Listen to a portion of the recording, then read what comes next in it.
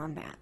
And I know that always irritates me because I remember when Betty Albright, who gave close to 60 years of her life volunteering here, was told we could not afford senior meals for her.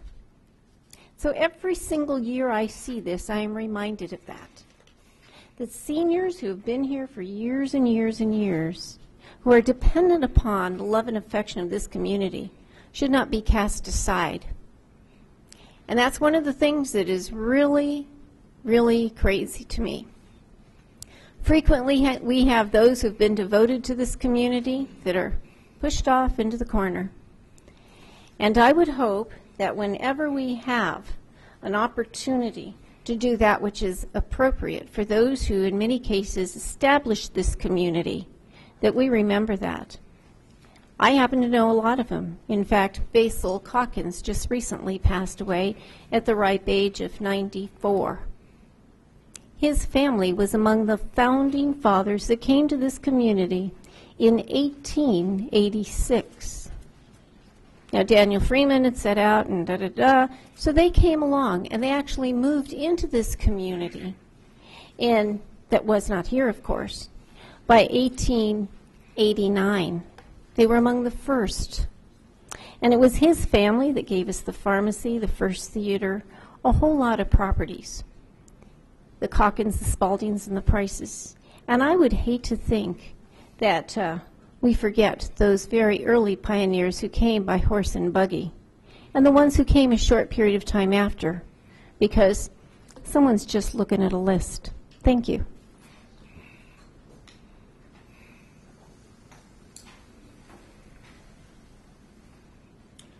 Gil Matthew, District 4, Mayor and City Council on CI1. I think it's a good initiative, and I must tell this council that with the financial condition this city is in, you are sending the wrong message. Now, where is the money? You haven't had budget hearings. You're taking money out the general fund to do what? Make the council comfortable. Well, the senior citizens are not comfortable. You have them over at the Veterans Hall, no air conditioning, during the hot summer. What are you thinking? Something is wrong with this council. Either you're getting wrong directions or you have no directions of your own. And I resent that. And on the idea of appointments to commissions, where is it written that the mayor appoints chairman of these commissions? The rest of the council, are you asleep? I served on a commission. We have bylaws. And then what you do, you allow this mayor to appoint a chairman. And I must tell you, the chairman he has appointed, they are not the sharpest tack in the tool shed. And you're not going to get an organization that means anything, that's going to have any substance or make change in this city. It's not going to happen. And unless the other council people man up, and if you can't man up, move aside. And I refuse to serve on any commission where somebody is going to tell me, I'm the mayor, this is the chairman, shut up. That's not going to happen on my watch. And I urge all residents that we must have budget hearings immediately. Where is the money? What happened to the money? I'm not saying anybody stole it. No. But there's been some wheeling, dealing, and stealing and mismanagement. And it's going to come to the head. It's going to come to a head, gentlemen. So we're going to have budget hearings. We're only 40 days away. What are you waiting for?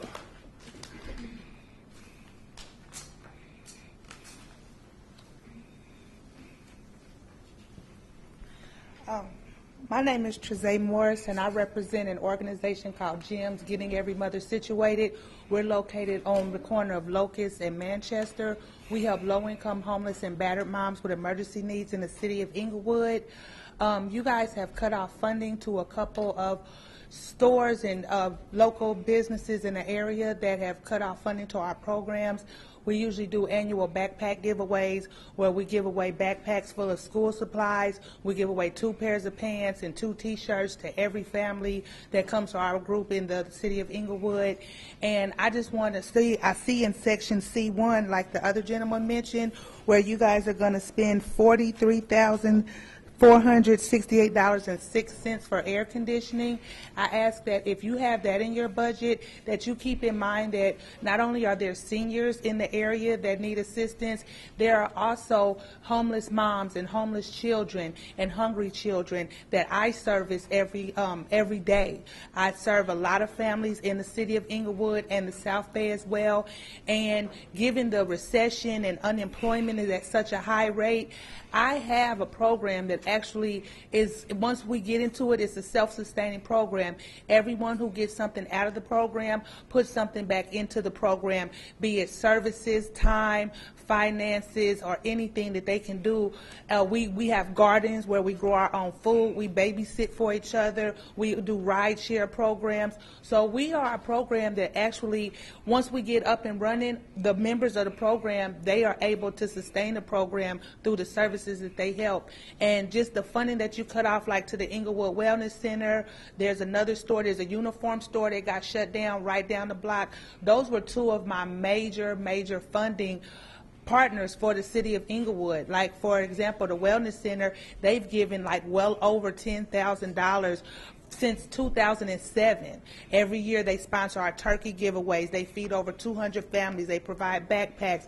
They've done a lot. The uniform store, they give away clothes to our people that need services. And I'm not just helping people that are on welfare, just sitting back, sucking off of the city's budget. I'm dealing with working moms who have lost their job, been abused, went through divorce, ended up homeless, and just have no other resources. So I just ask that if you guys have $43,000 to spend on air conditioning, that you think about the seniors, you think about the homeless people, you think about the homeless families, you think about the children that are hungry.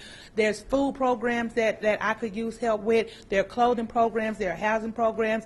There's a building that I've been bugging you guys about right here across from Inglewood High that I could house and feed and clothe a lot of people out of there. You guys have property just sitting around that could be housing people and getting people's lives on track. And I just ask that you guys take notice when you hear my voice or you hear my organization. Just please hear my cry. Thank you.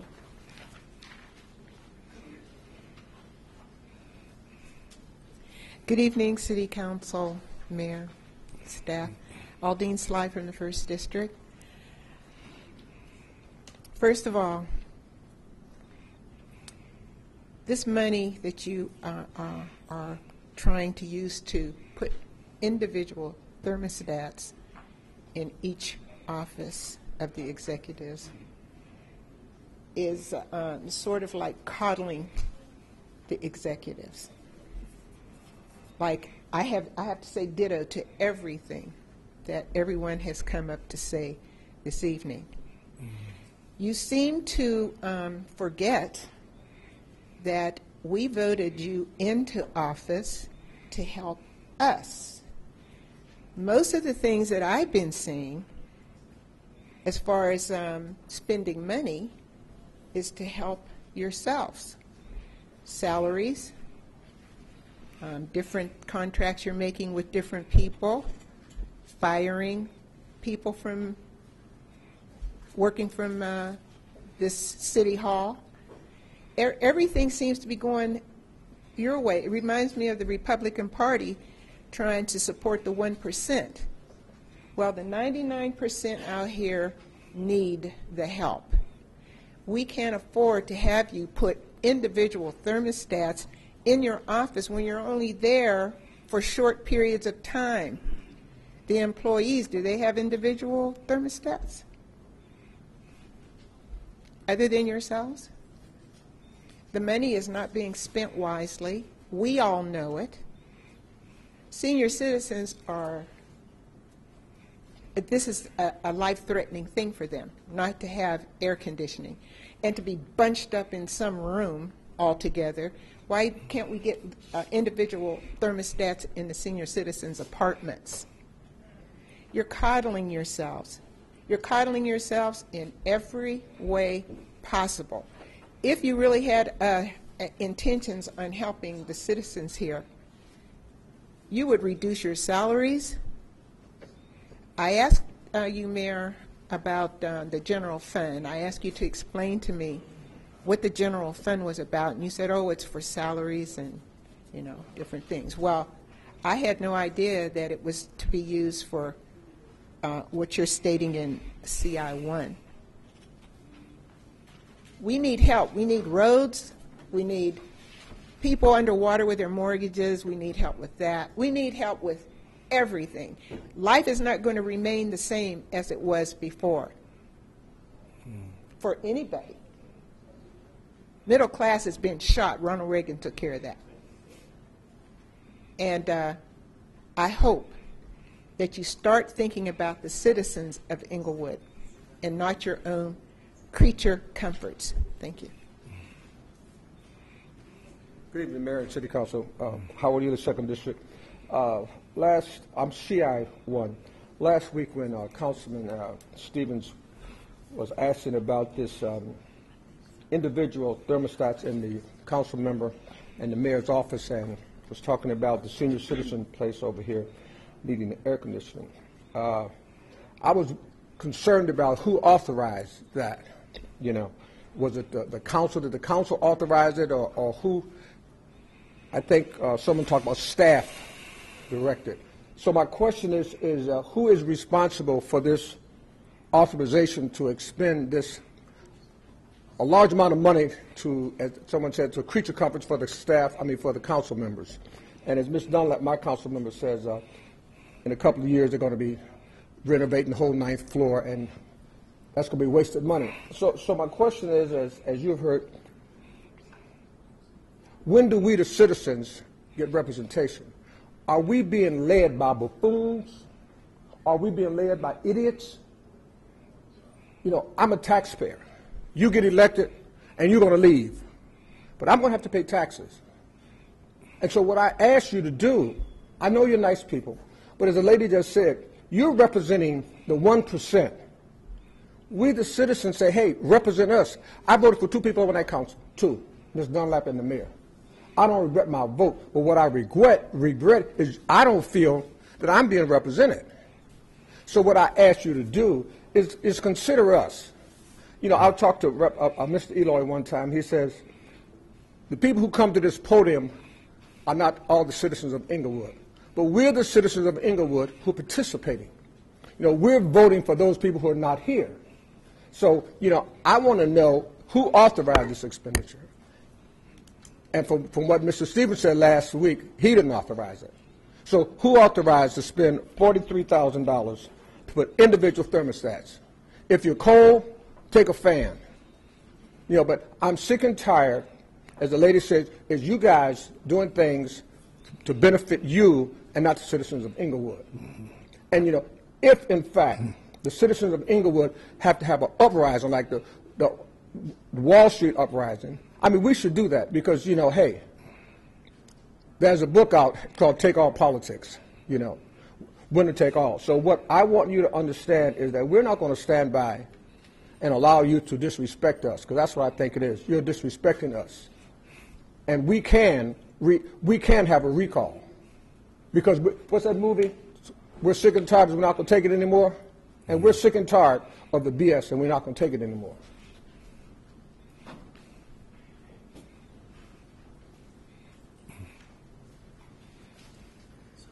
Good evening, Council. Lynette Lewis, the 4th District. I, too, am going to speak on CI1. I got a problem with the fact that we are spending money. We just call ourselves, didn't we just pass a bond? in order to be able to fix up this place and what have you. But I mean, I think this is frivolous. You know, it's almost like the time that when they talked about the $20 million that we had lots of money. We splurged all that money. We spent $30,000 and sent somebody down to Florida talking about All-American City, which we were already an All-American City. And when they got ready to look for the folks that we sent, they couldn't find half of them to take the picture to say that they went. Now, I want to say this one thing is that as I've talked with several people, people are a little bit tired of coming to thinking that we are stupid. Because I'm telling you, we passed this bond that we just passed. I think we did here the other week. I wasn't here. I kind of heard about it that we did. And for one thing, they weren't A bonds that we passed for the city.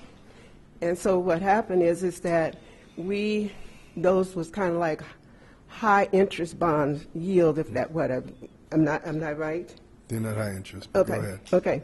But I'm just saying that that's what we had to pay, going to be paying the interest on it, like hard money loan bonds? No. That's not it? Okay, but I'm glad to know that, because I was just very upset because I knew that our bonds was not that, was not that high. But the point of it is that $43 million for an air conditioning control system. I mean, I'm sorry. Well, it looks like, listen, when I'm poor, it sounds like it's millions to me. But the point of it is, and I would just hope that you guys would take into consideration what your duties is into this city.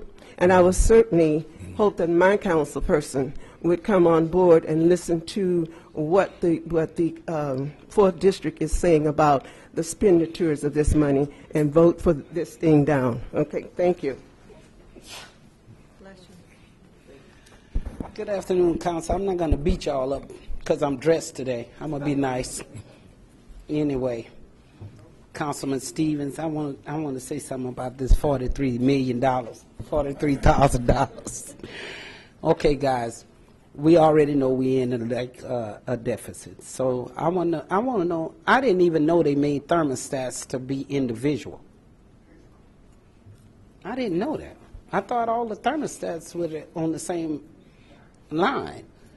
So you know this is too much money, guys. I mean, this should be pulled off the agenda. We can't afford this. Another thing, why are we hiring and laying off at the same time? What is wrong with you council people up there? Why are we hiring and laying off people? Now, who want to answer that question? We just hired 2 people, but yet we closing departments and calling one stop, the city clerk office, running over there short. She get one stop, they pull them out. But yet we putting people on payroll. But yet her help got to volunteer. Nobody wants to answer that, huh, council members? Don't forget, this is election year. And we watching. We know the ones that's helping us.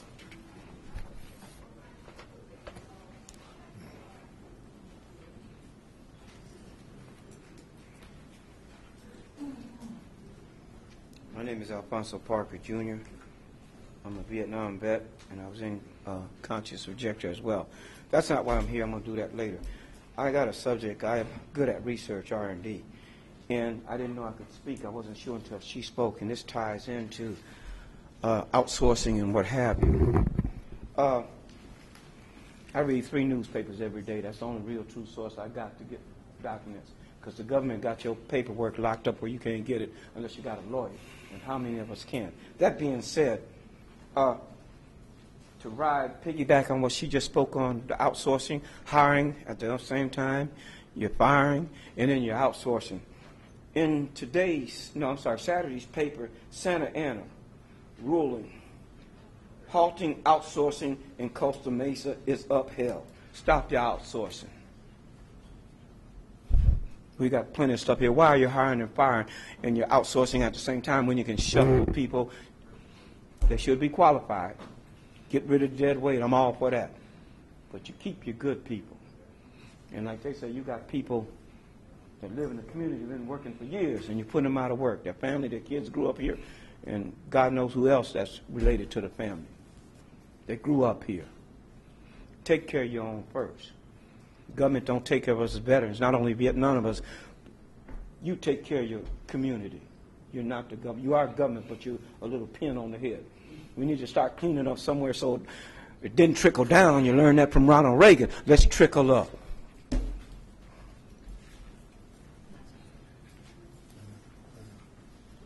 Excuse me, Mayor. Do you know if the microphones are on? They seem to be. Well, I'm not sure. I don't know. I don't think ours are working, and I don't have any reason to believe theirs are working. And actually, the DVD, Mr. Fields, the DVD from last week's meeting, many times podium couldn't hear them, couldn't hear members of the body. I just want to make sure before we continue the meeting that they're being quoted properly. Okay. Okay. Go ahead, Mr. Wheeler. Yeah, Frank, District 4. Man, this is spending this money. I watch payment of bills very closely. And there's things here, boy, that are mind-boggling. At first, I'd like to thank District 1 and 2 for bringing this to our attention. $43,468 for air conditioning. It just spent $19,000 for some office furniture up here somewhere. We haven't seen it, but it was spent. Working 4 days a week. You know, City Hall's closed. It's kind of ridiculous, don't you think?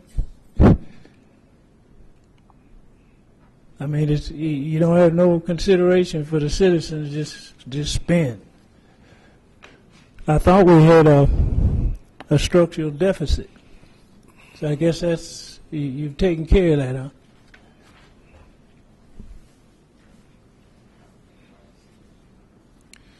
Close public comment. Well, Mr. Byrd, if you want to come, come on. But when, you know.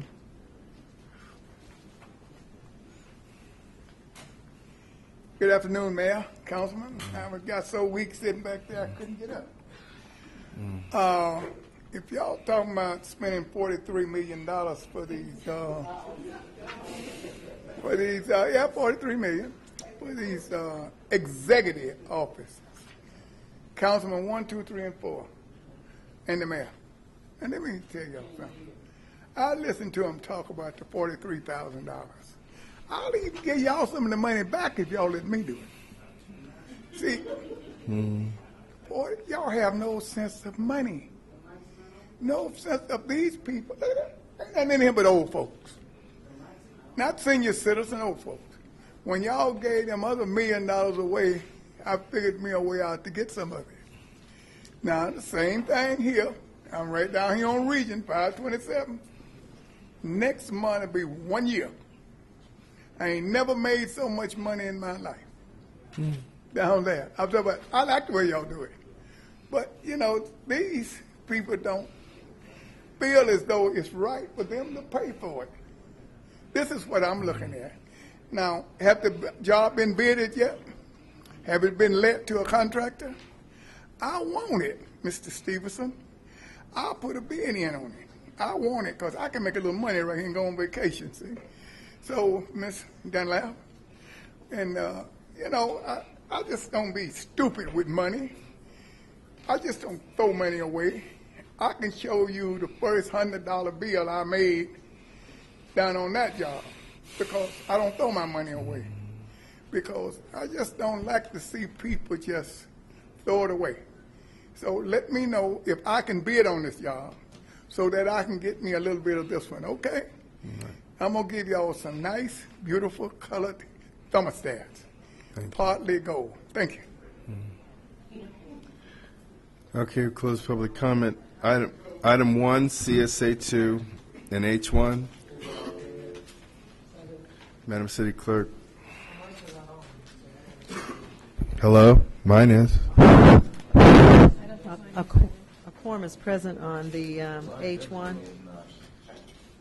Madam City Clerk. Council members Stevens. Aye. Dunlap. Aye.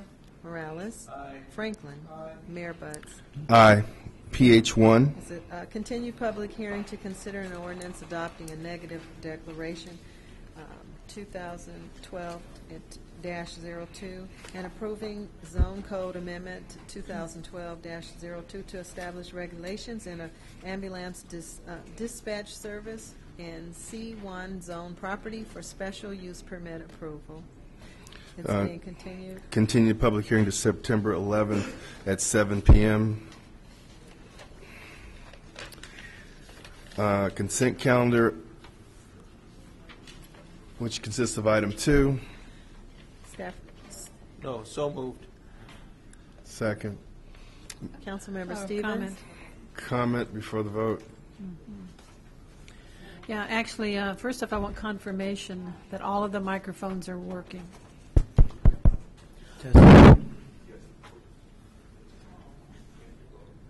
Yours isn't working. I was just informed that you can hear them on TV. It's just not miking in the auditorium here, so in the council chamber. All right. All right, Madam City Clerk. Excuse me. Councilmember I Stevens. have the floor. You gave me the floor. Okay, I gave you the floor. I thought you were done. No. All right, well, I'm going to rise to a point of order before I make my comments, and that is, in watching the DVD from last week's meeting, much of what was stated, one could not hear at all from watching the DVD, which means on the telecast on cable, so I'm concerned about that. So, it's working now? Okay, I just want to make sure, like I said last week, much of the meeting was not audible. I mean, it's like the microphones are shut off. Now, with regard to item 2, which of course is at the senior center, I actually want to speak, just make a brief comment about the senior center. I know we're going to be rejecting these bids, of course, and I support all of that. I just want to remind staff that with regard to the senior center, I see Mr. Frisbee from Public Works here. I want to remind each of you that the ceiling of the senior center is irreplaceable art. And please make sure it's not touched, and if anybody wants to touch it for any modification, please come to this council so we can make sure it's done properly. No holes drilled, no fans put up, no lowered ceilings or anything unless it comes before this council. It's historical, and it's irreplaceable art from the 1930s. Thank you. Madam City Clerk. Councilmember Stevens. Aye. Dunlap. Aye. Morales. Aye. Franklin. Aye. Mayor Butts. Aye. CM1. Yes, Mayor, I would like to use my time to inform the community that we will be having our first budget workshop on September 11th, and we'll be having them every Tuesday through September until a budget is approved.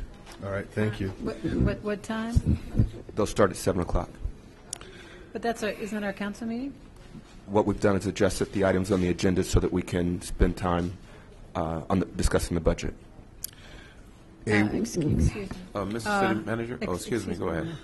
How much time are you allotting? Typically, one would think we would need a lot more time than distracting from a city council meeting. So how much time are you thinking of allotting for a budget workshop to take place during a council meeting? It'll start at 7 o'clock and go until you finish. We've limited the number of items on the agenda that are not budget related, and so most of your time will be spent discussing the budget.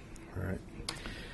Okay. Well, I do appreciate the evening hours with regard to a budget workshop, but it seems to me like we have so much city business. I don't see how we could not have city business for these meetings. Those things that need to come that are urgent, we are bringing those forward still, but those that can be placed on the agenda in October, we're postponing those.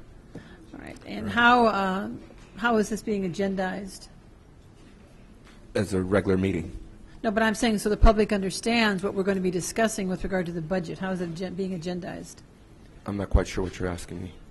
Well, for there to be a public discussion at a city council meeting, it must be properly agendized under the Ralph M. Brown Act. I'm saying, how are you agendizing? You just informed us that you're going to be incorporating the budget workshops into all of the council meetings, and starting with the 11th. Anyway. It'll be a regular public council meeting, and the public will have the opportunity, as they do at all regular meetings, to comment before and after the budget is presented to the council. Well, that's my question. So you're going to say that it's a budget workshop, you're going to be discussing budgets of certain departments. Right. How are you planning on having it on the agenda? That's what my statement is. That's my question. So the public understands that they can come here to address the various department budgets. How are you having it actually on the agenda?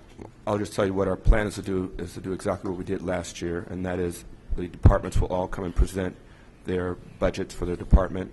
Subsequent to that, the council will have time to ask questions of any of the department heads, and subsequent to that, the public will have the opportunity to ask questions as well. All right, so then you're going to, how many meetings you're planning? Did you say 3? At a minimum, we will have 3, but we could always, the council could continue a meeting for as many times as you like. Okay, well, let's just say we have 3. Yes. So you possibly will list specific departments for a particular meeting? Yes, we will. We're planning on doing, as we did last year, all that's in the first meeting, and then we'll, if we don't get through them all, you can continue the meeting, or we can. Okay, well, I would like to suggest, Mr. Fields, that however you plan to do it, if you're going to divide them up over 3 meetings, which I would recommend as opposed to having all of them at one, I think that's too much material for that short time frame. I don't think we'll be able to get into the kind of detail I think the public would like to have. But I would appreciate if you'd list the departments that are going to be being discussed that evening. If you don't get to them all, that's one thing. And list them so the public knows that they don't want to address a particular aspect of the budget. They know that they can speak to it. And I'm also wondering, is the public only going to have, under our typical meeting, 3 minutes at the beginning of the meeting and 3 minutes at the end? Because this is my problem with incorporating the workshop into a council meeting. Because typically at a workshop, the public actually has more opportunity to interact and to ask questions. Mr. Fields, that's something that we'll arrange as the chair, so don't. No, excuse me. He doesn't run the meeting. It's up to the council to determine when you want the public to speak. That's not. Well, actually, I thought you were putting forth a plan to us with regard to incorporating. And I just described to you what my plan was. If you want something different, Well, actually, please let me know what it is. let me conclude now because I only have a few seconds left. You may certainly are free to speak as long as you'd like when I'm concluded.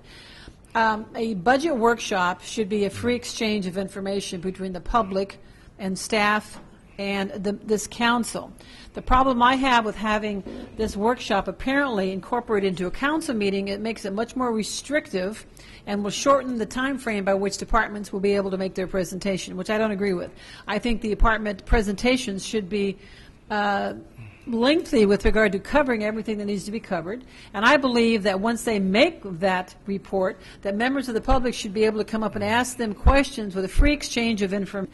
The public should be able to ask the members of this body questions, free exchange, and same with administration. So unless that structure is what we're doing, then I think we're doing the public a disservice by putting it during a council meeting, and I would ask that my colleagues consider structuring this in a fashion that better suits the needs of the public and the dissemination of information. Thank you. Okay. Now. Councilman Stevens? I have a question, Mr. Fields. Mr. Fields, in reference to residential sound insulation, we're going to have a residential sound insulation workshop coming up. How is that going to interplay with this? We're having that on the 28th, so that'll be before the budget meetings start. Okay. So we're having that on the 28th? Yes. Okay. And how many items will be on the agenda at that time? It's just that item. Just that item? Yes. Okay. Thank you, sir. Madam City Clerk? Oh, no. Consent calendar item number 2. It's the first and second. We already voted on that. We were at CM1. Oh, okay. Oh, I'm sorry. Now Okay. we're on A1. A1. There'll be a report out of closed session after we conclude closed session this evening. Okay. We're going to go back to closed session at the end of this council meeting. Not the end. We'll recess after public comment. We'll come back out after completing closed session. A2, we'll do the same thing. CC1. No comments. CT1.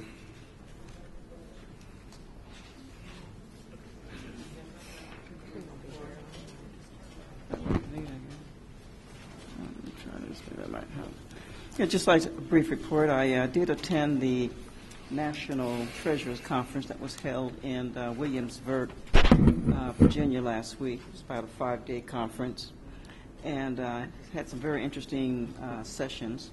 had a good one on cash handling, investment management, status of the GSEs.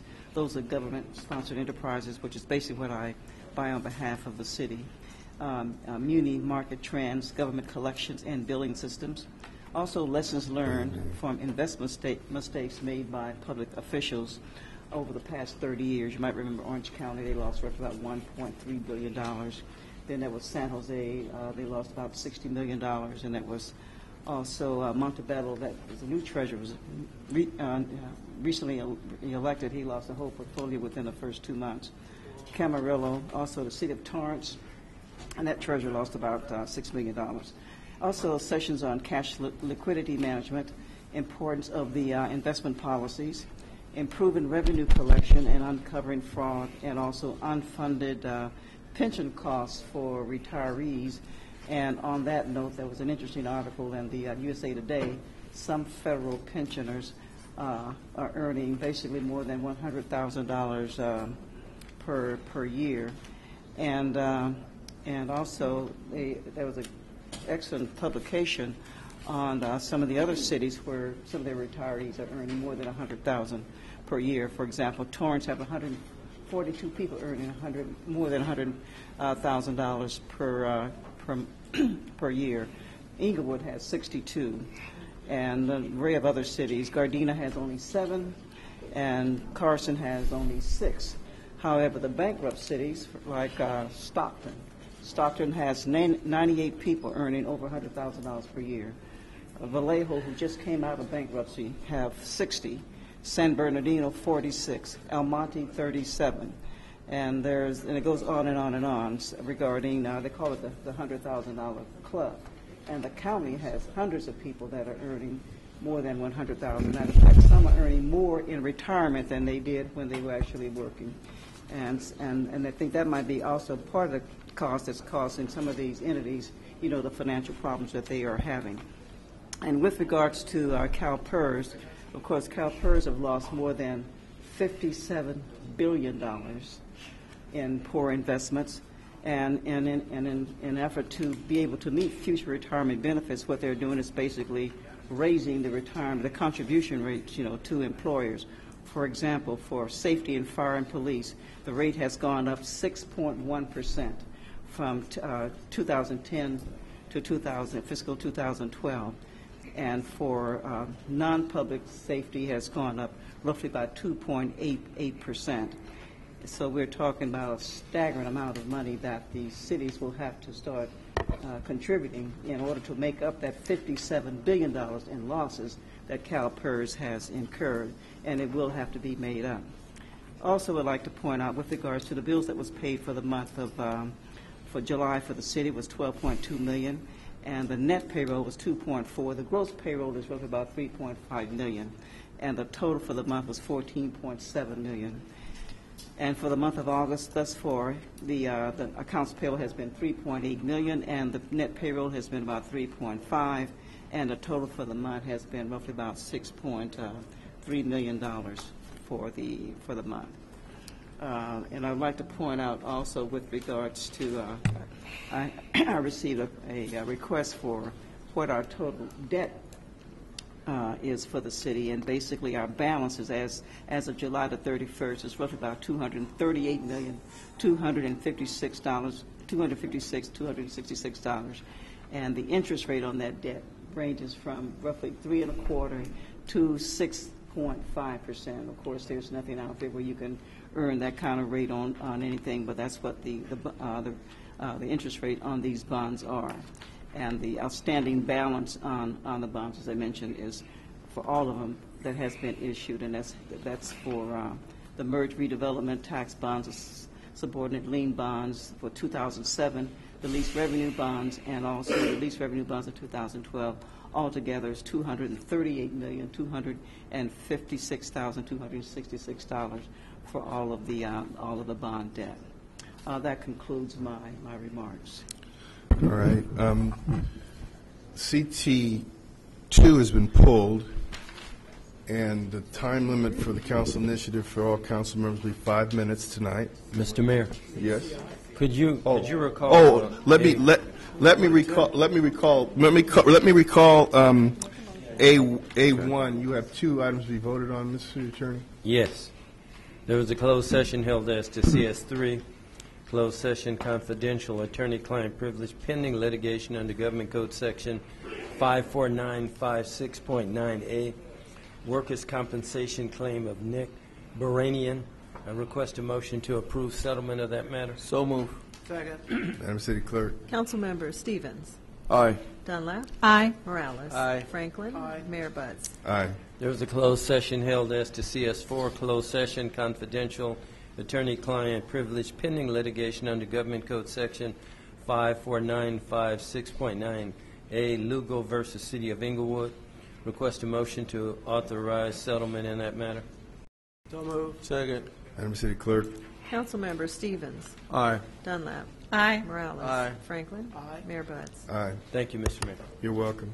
Okay, as I said, the time limit will be 5 minutes for all Mr. council Mayor, members. Mr. Mayor, if we could just abide by the rules of decorum for 10 minutes per council member. Well, actually, the rules of decorum state that unless the chair sets a different time limit, and I'm setting a limited minutes. Well, I don't see why we would. Mr. Stevens. I would like to make a motion that it be 10 minutes, sir. Second. Madam City Clerk. Councilmember Stevens. Aye. Dunlap. Aye. Morales. Nope. Franklin. No. Mayor Buds. No. CI1. Initiative by Council Member Stevens to discuss the expenditures of general fund dollars for project outside of the 2011-2012 fiscal year budget, i.e. $43,468.06 for the installation of individual thermostats and executive offices. This item, ladies and gentlemen, it seems as though the public has somehow received misinformation. This is not something that I am bringing forward. This is something that I'm attempting to clarify for your information and knowledge. As you can see, the mayor does not wish to discuss this item. I only wish to discuss it which is in my initiative that I have here. The issue becomes this. If you follow the timeline of June 5th when this was brought forward, the city of Inglewood refinanced its debt. The issue became an issue. The issue was that we were refinancing for the purpose of Americans with Disabilities Act. This is the 9th floor, of course, and as you see, we do not have fire suppression system sprinklers. We are not handicap accessible. The only way to get to the 9th floor, of course, is by the elevator. So under Americans with Disabilities Act, it is required that we be handicapped accessible. On June 5th, this item was brought forward, agreement with L&M Mechanical Incorporated to modernize the HVAC system per request quote number 0068. In this document on June 5th, which is exactly the same time as we refinanced our bonds here for Americans with Disability, there's no mention of city council members. There's no mention of that they requested it. There's nothing there. What happened was that after this was approved by council, it then was brought to everyone's attention that we were going to have to vacate our offices. I brought it to my colleague's attention, Ms. Dunlap, and in further review,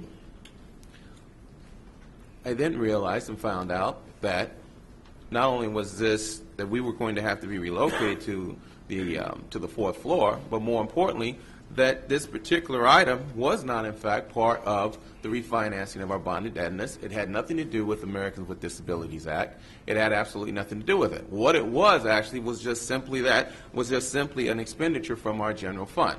Now, how does that affect you, especially those of you who are seniors? For the past 5 months, I have been attempting to place air conditioning units over at the Veterans Building for the seniors. Since June,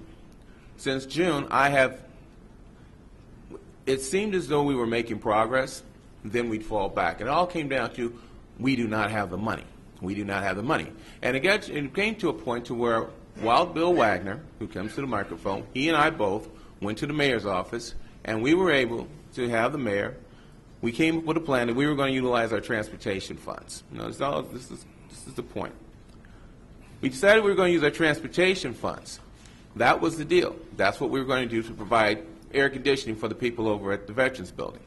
Now, what happened after that? The wheels came off. No longer was the money available. We weren't able to do it. We're going to have to research. Delay, delay, delay. Now, here's fast forward to my initiative. Under a gentleman by the name of Joe Ruzan, over 10 years ago. The city of Inglewood City Hall is dark on Fridays, Saturdays, and Sundays. On Fridays and Saturdays, Sundays, there's no air conditioning in this building, none. In the evenings, from 7 o'clock till 7 in the morning, everything shuts down because we were conserving energy to save money. That's what we do here. That's what we've done. It has never been this cold here before. And we have a person on staff right now who's being paid, and it is this cold. So why are we paying him? This is the next question. I am an elected official now, so I cannot go by speculation. I can only tell you that it is not ordinarily this cold. So now here we have, now if you're following this, we're coming to the conclusion. So when we are asked to move out of our office here, we are told that we need to relocate to the 4th floor. Thermostats though are installed while the ceiling, which is not like this one, is still intact. They're installed. When I brought forward my initiative, initially on Thursday of last week, when I brought it forward, I was told that I can place it on the agenda. On Saturday, remember the thermostats were placed in my office last Monday. On Thursday, I delivered my initiative to have it placed on the agenda. Saturday, I come here, and we have city workers in the hallway pulling down the ceiling tiles. Now, why is that significant? When they placed the thermostat in the wall on Tuesday, the technician removed the ceiling squares, drilled his hole, ran the cable down through the wall, installed a new one, and then replaced the tiles. Saturday, I have city staff here. Councilman, one more minute. I have city staff here, and they're pulling down the ceiling tiles. That's on Saturday. On Tuesday that just passed, an item came before this council for $10,300 additional to this project. What is it for? Well, $7,500 of it is for Creative Ceiling Solutions to install a drop ceiling. Then we have Ralph Croy Painting, $800. Mineroy Lighting, $2,000. The issue here is that this project is not something that I asked for. This is not something, and I would just like for the people to go on record who have stated to me that this is that this project is actually for them. Councilman Franklin, Mayor Butts, who is this project actually for? Because I have not complained about the temperature here at City Hall on the weekends or after 7. I have not complained. I've never complained. Okay, time. Thank you, Councilman Dunlap. Sure.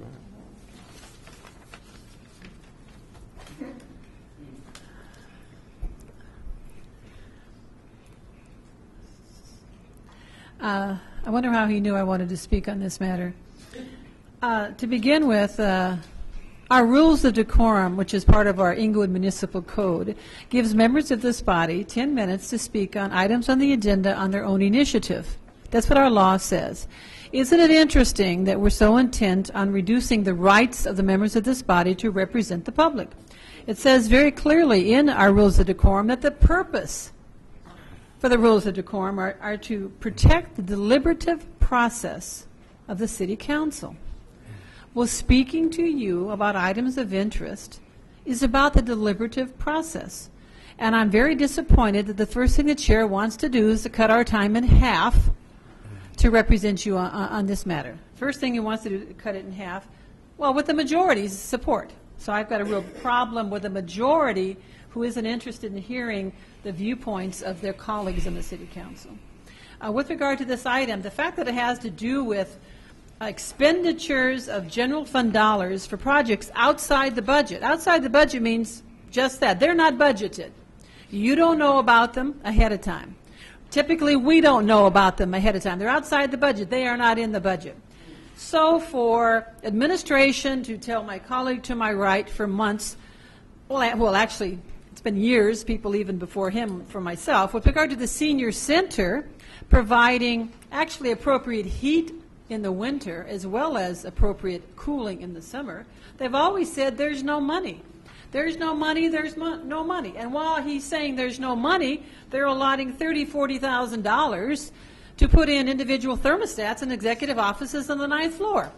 But you know what? That wasn't in the budget, was it? No, it was. And even when one read the staff report, you couldn't tell that's what it was for. In fact, when I found out, as I mentioned last week about this, how I found out was I got a call from city staff saying, Councilwoman, you need to come down here and empty and box up your office. That's what they said.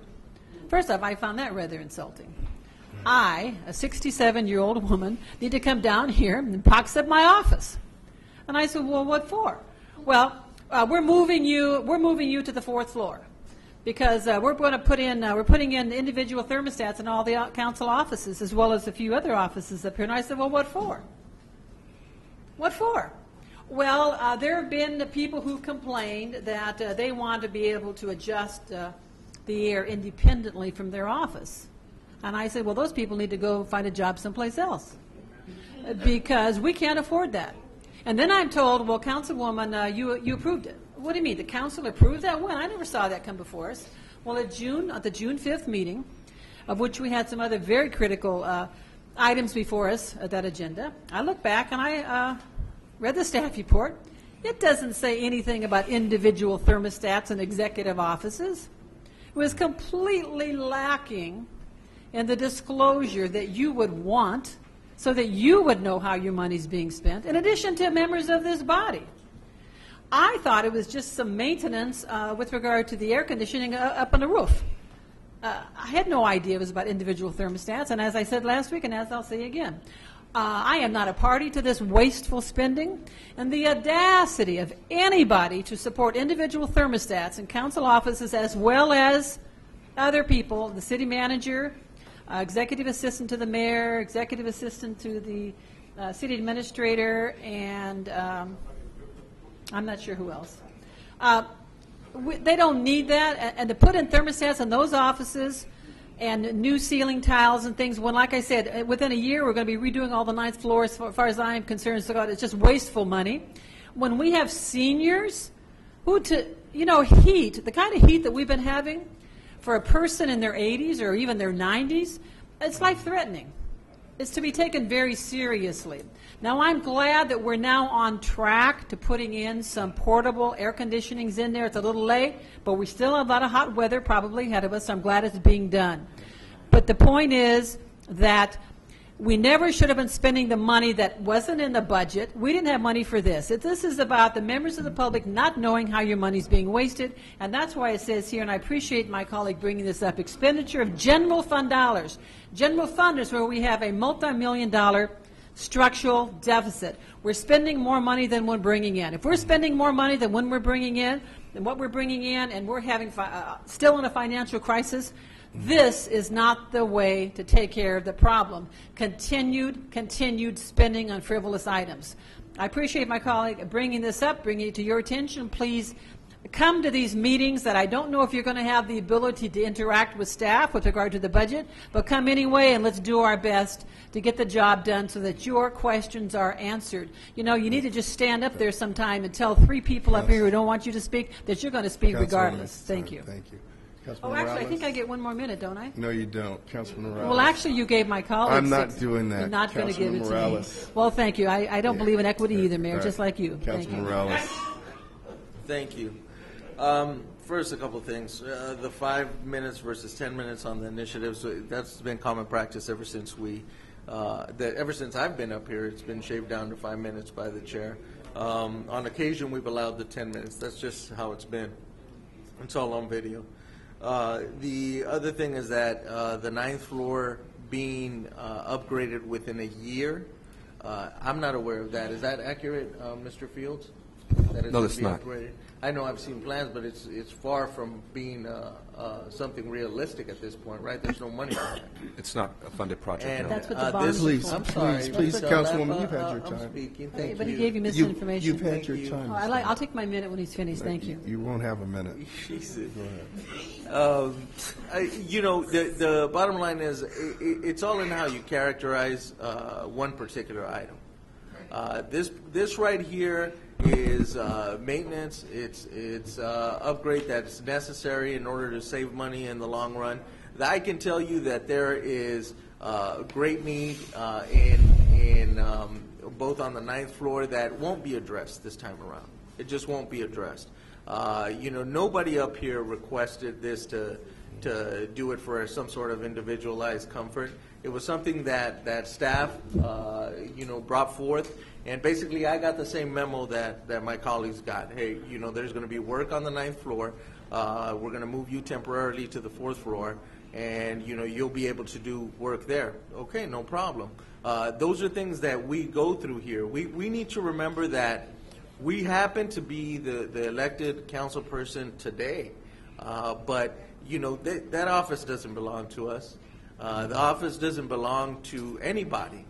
You're elected. You're there for as long as the people say you're there, and whatever happens to the building is driven by the fact of need and maintenance on a daily basis, and those are things we need to accept. Of course, things can be characterized. If they put new carpet here on the 9th floor, of course you can say, we asked for it. If they turn up the heat up here on the weekends during the winter, of course you can characterize it and say that we did it. It's just not true. I know that staff, and I know the mayor will probably bring up staff to explain really the project in general and the impact both fiscally and everything else. Those are things that we can all look at and push one way the perspective, push it the other way. We have to see things for what they are, and we all may have different views. We appreciate your opinions. But if I believe that this was something that was pushed by one particular member or to just impose more comfort on ourselves at all, I wouldn't support it. But I would support it whenever there's maintenance for the building. Public Works Department drives those projects. They're driving this one. And we have to remember that that's what this project is about. The maintenance of this building, and that's all. So, thank you. Councilman Franklin, do you have any comments? Yes, Mayor. Thank you very much. First of all, I'm startled to hear all this comments regarding thermostat. Quite frankly, being here nearly a decade, the biggest concerns I used to hear about is office furniture. And I've been here a decade. I haven't had one piece of new furniture since I've been here. And so now there's an issue involving the potential hazards that may be in the asbestos in the tile, that there are balances that we have that need to be replaced because they're not energy efficient, and that we have the issue now regarding the air conditioning so that's uniformly distributed throughout the offices as well as the hallways. And so this was part of the maintenance that is needed for this particular floor, the 9th floor. I also found it interesting when one of my colleagues raised an issue about there's a proposal that is out there to redesign the 9th floor where this council chambers will become our offices, and that the 1st floor will be the community room will be the council chambers. So I inquired about it, and to my surprise, there was a proposal, and that's what it is, a proposal. It's never been presented to this council, never been vetted whatsoever. It just simply was out there. And as I've seen here in my near decade on the council, there's been a number of proposals created, and some even passed and never implemented. And as a consequence, this is just nothing different. That we have an issue, and I'm for one, take great pride to say I have the best attendance record as a council member in my nearly decade here. So if anybody's going to complain about an office, I will be the one. But I'm not complaining because, as I shared with my colleagues, that office is just a space for me to use while you keep me in office. And I can come and go at your will, and I clearly understand that. But in the meantime, I'm also going to work with the staff because they need to make sure that everything is done uniformly. And this is one of those issues. Anyone that wants to block the process of maintenance is obstructing the process. Things that need to be done uniformly so it could all be done under one contract. And so I'm disappointed to hear that we're spending all this time regarding this one item. We repeatedly addressed that issue regarding the Veterans Building and air conditioning that's been appropriated and is going to be appropriated for the seniors. And so I just want to reach out to Mr. Fields, and I'm like my colleague. I did get the notice, what I considered late, but I go along to get along with my group because we're a team. And when you told me we had to move out, I didn't quabble. All I said was, where's my boxes? And so I've now accumulated the things I think I need for the next several weeks in order to make this happen. And staff's been very congenial. And I also want to thank those on the fourth floor for sharing your space. We appreciate that very much. And I look forward to getting this project over with. Thank you, Mayor. Thank you. I have two comments to make, one about the Senior Center and then about this project. But first, I'd like Mr. Frisbee to come up and describe the scope of this project and its etymology, because I think that's really important. No, the air conditioning at the current senior facility.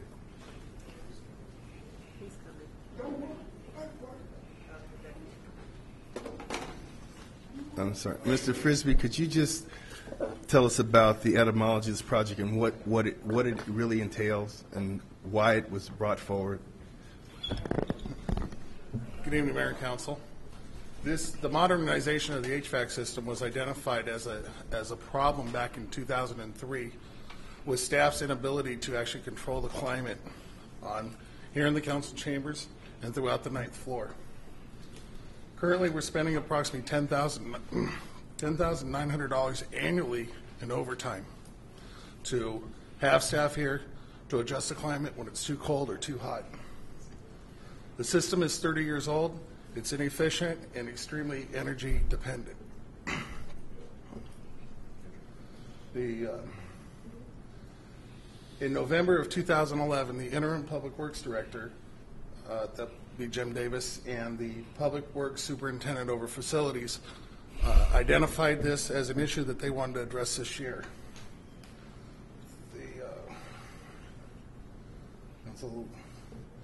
A scope of work was completed in January 2012 this year, and it went to competitive bid, and on June 5th, the item was brought to City Council for approval. Scope of the project includes the replacement of the mixing boxes, additional vents, and to note that the vents in the system have not been cleaned in roughly the 30 years that it's been installed. It also includes new wiring and conduit for future upgrades if further upgrades are made with a Civic Center bond issue. We're also installing energy efficient lighting as part of the City Hall's program through the Southern California Edison rebate programs.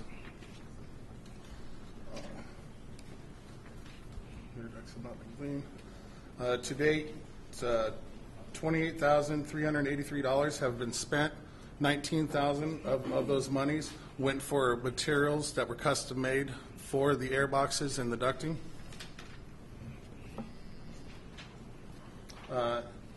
We're calculating that the overall savings, once we're completed, will equivalent to about $1,000 to $1,500 annually, just in the energy costs for the ninth floor in itself.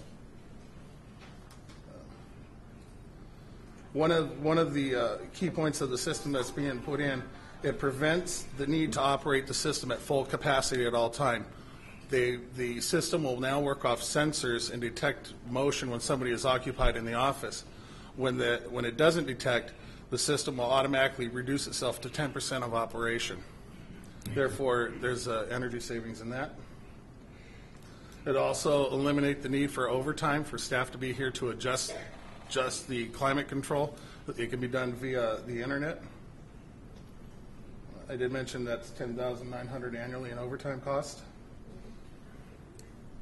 And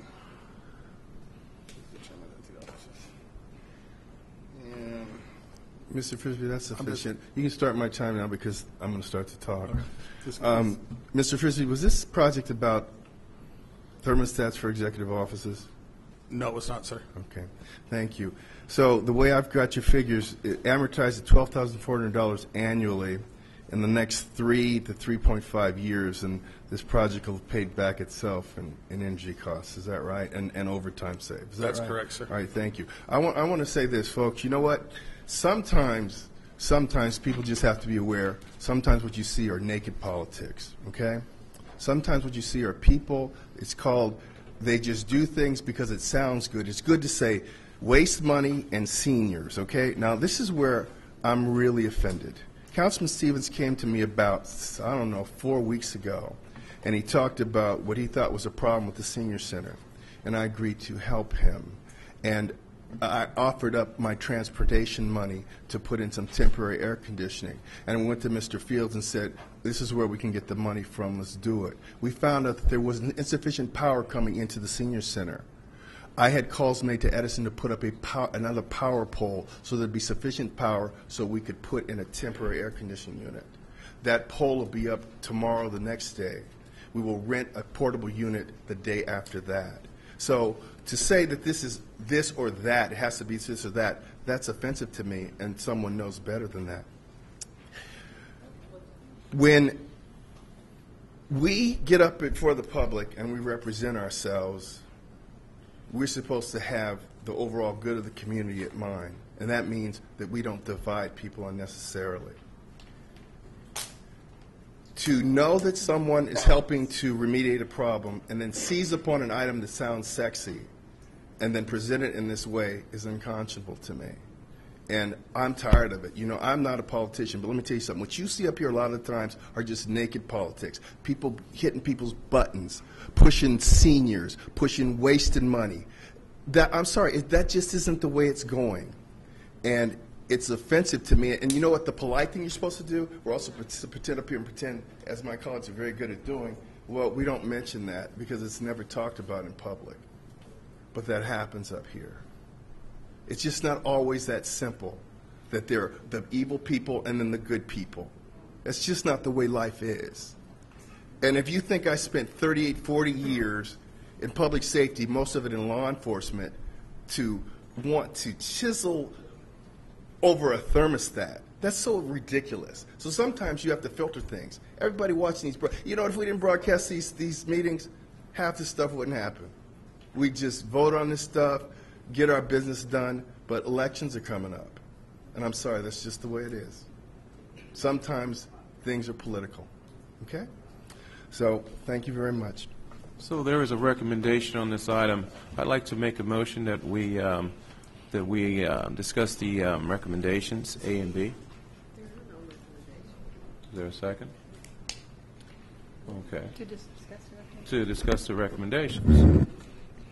I'd like to make a motion. I beg your pardon? Provide direction to staff. Well, no. Recommendations are as follows. Okay, there's a motion on the floor. Is there a Wait second? minute, there's no recommendations. Where are you reading that? Because I don't see that. On my initiative itself. It says discuss and provide direction to staff. It says it is recommendation. It says right here, recommendations. Okay, so it is recommended that Inglewood City staff be directed to provide a breakdown of all costs beyond the amount approved 6/5/2012. Right here. We didn't get a staff report. So. Beg your pardon? Well, first of all, is that a motion? Is that your motion? What I would like to do is make a motion. That is correct. All right, is there a second? Yeah, I'll second that we get a breakdown. Can you tell me your motion, please? My motion is to address the issue. You can hand it, somebody can give her a copy. You don't have a copy. I don't have that. She doesn't need it, and we just make the motion. Public has it. There's a motion and a second. Madam City Clerk? I still need to know what it is. Oh, what's the motion, sir? As it is stated, it is recommended that the Inglewood City staff be directed to provide a breakdown of all costs beyond the amount approved on June 5th, 2012, council meeting consent calendar item number 7 for $33,168.06 and August 15, 2012. Council meeting item DR1 for $10,300, including staff overtime and any other costs at the completion of the project to the council and mayor. Thank you, Councilman. I did not have that. Thank you very much. I have it now. And the motion is your motion, and Dunlap is I'll the second. second? Okay. Councilmember Stevens? Aye. Dunlap? Aye. Morales? No. Franklin? No. Mayor Butts? No. Okay, now I'd like to make motion number 2 at this time.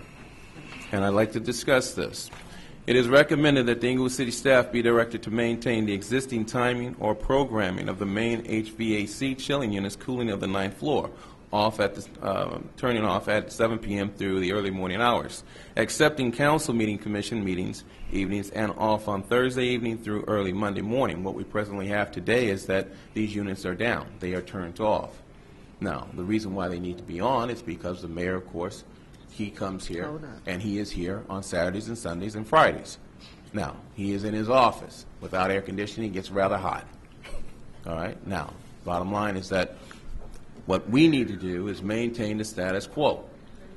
And that's what seems to be going on here, is that we have a situation here where we have seniors over at the senior citizens facility who cannot receive funding for their air conditioning, but we are providing air conditioning so that the mayor can be comfortable here on Fridays, Saturdays, and Sundays. Now, that's how it is. And that's your motion? And that's what's going on. Now, my motion is that if it isn't a matter of that this is politics and this isn't maintaining the so-called status quo, where one man can dictate whether or not people at a veterans facility who are seniors can have air conditioning or not, and I as a council person have to go to him to ask him, will you please assist me, but I cannot take my funding to do it, then if this is not politics sitting up here, and this is just strictly trying to abide by what exists, our policy, then let's maintain the policy we have today, which is that the chillers, the air conditioning units are off Friday, Saturday, and Sunday. We can put the thermostats in, but we're going to leave the main units off on Saturdays and Sundays.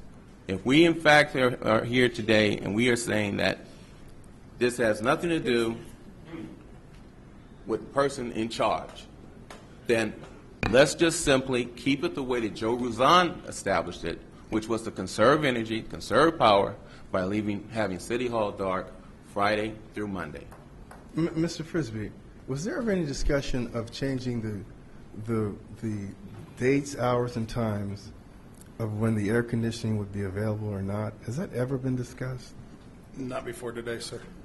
Thank you very much. Excuse me. With the system that you're installing, you will be able to turn your unit on and off in your office. Is that true, or will you only be able to adjust the system whether within a couple degrees, whether it's on? You can't turn it on from an individual office. No, is that sir. possible? No, you cannot. But you will be able to turn it on when you walk into your unit, as well as anyone will.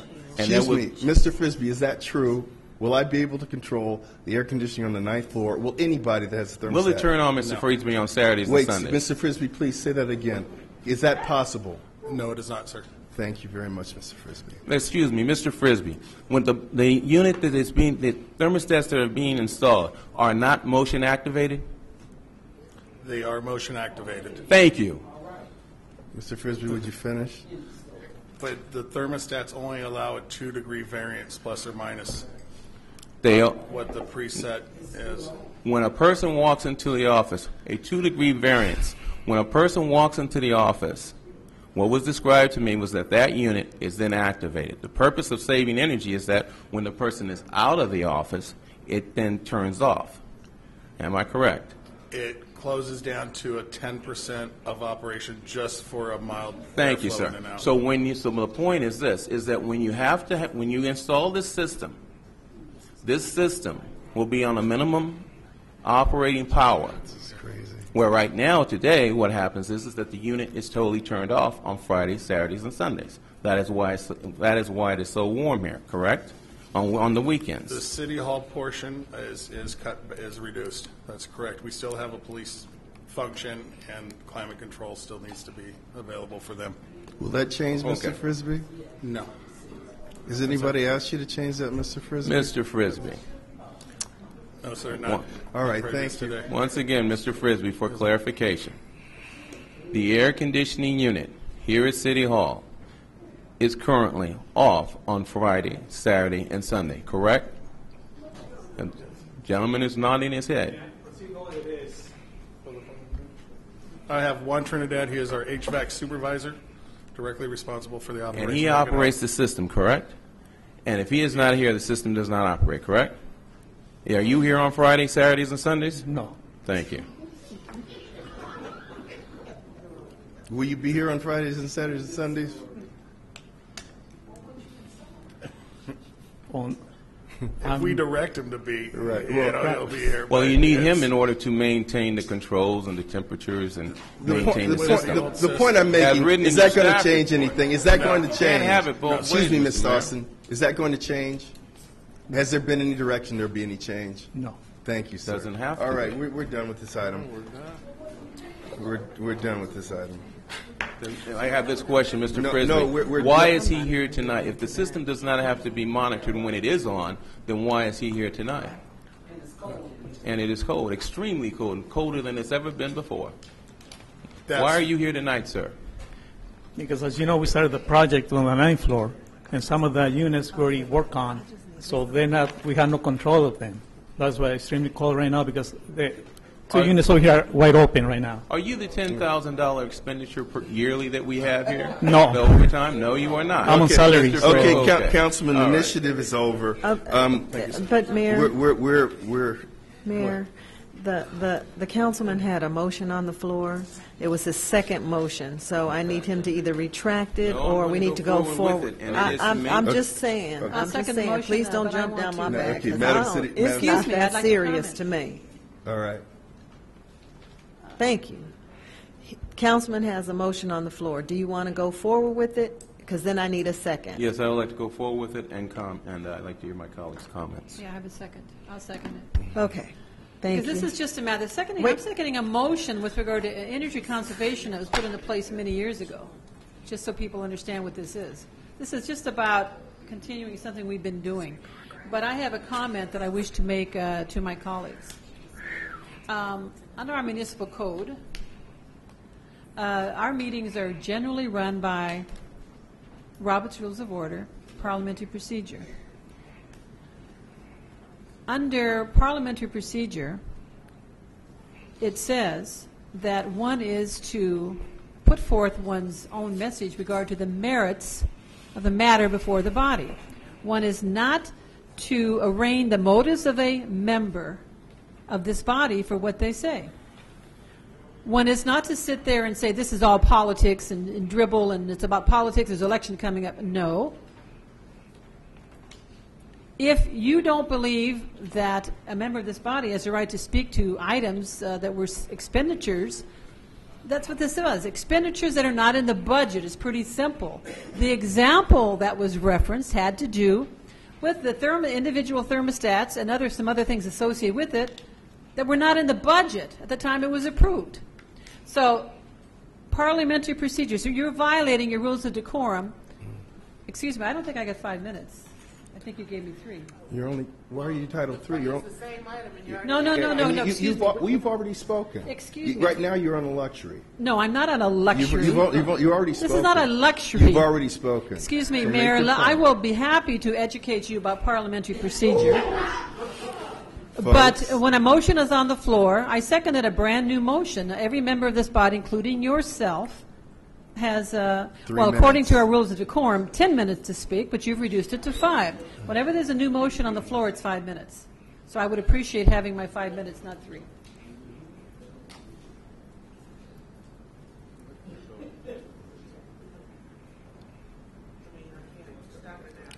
You're finishing at 3. She'll give you 2 more. Once again, this has to do with a very important matter.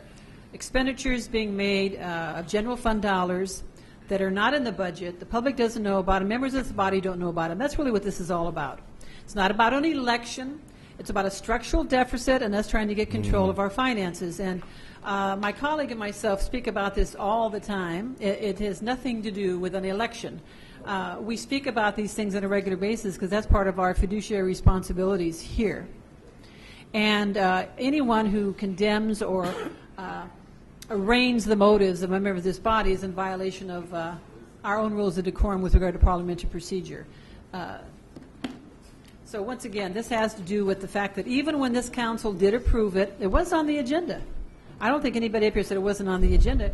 But even then, if it's truly as innocent as there are those who would like it to seem, oh, this was put into place years ago. Well, it was put into place years ago. Why didn't we know about it? But secondly, if it's so innocent, then why doesn't the staff report say clearly on June 5th we're going to be modernizing the cooling system. We're going to be putting thermostats in executive offices. These are the offices. It doesn't say any of that. So it's completely lacking in disclosure. No matter how innocent it may sound now when they put the spin on it, that's not what the report said. And you have a right to know how we're spending your money. And that's, I think, is the critical item here, is that as money's being spent, you don't know about it.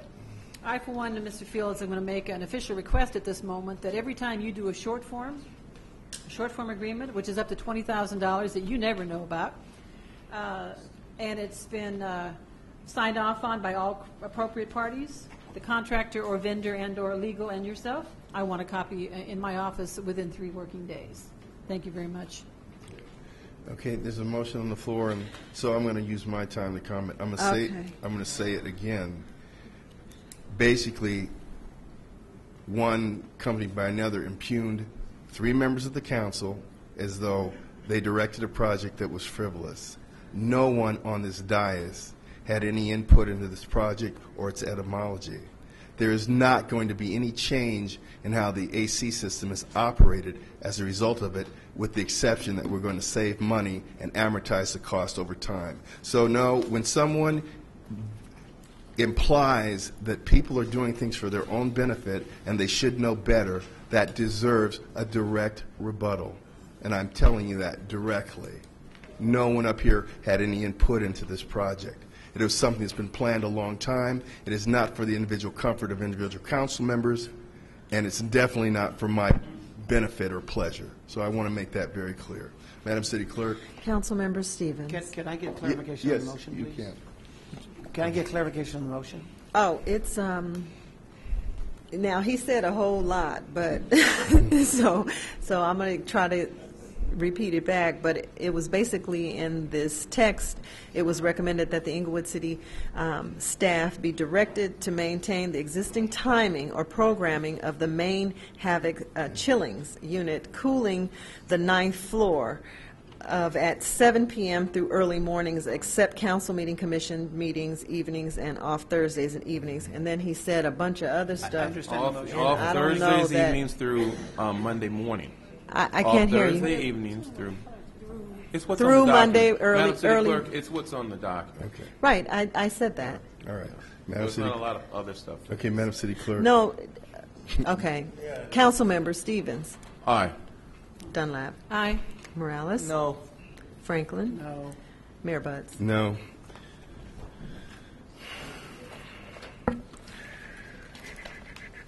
Public comment. Any persons wishing to address the council on any items not on the agenda but have to do with city business may do so at this time.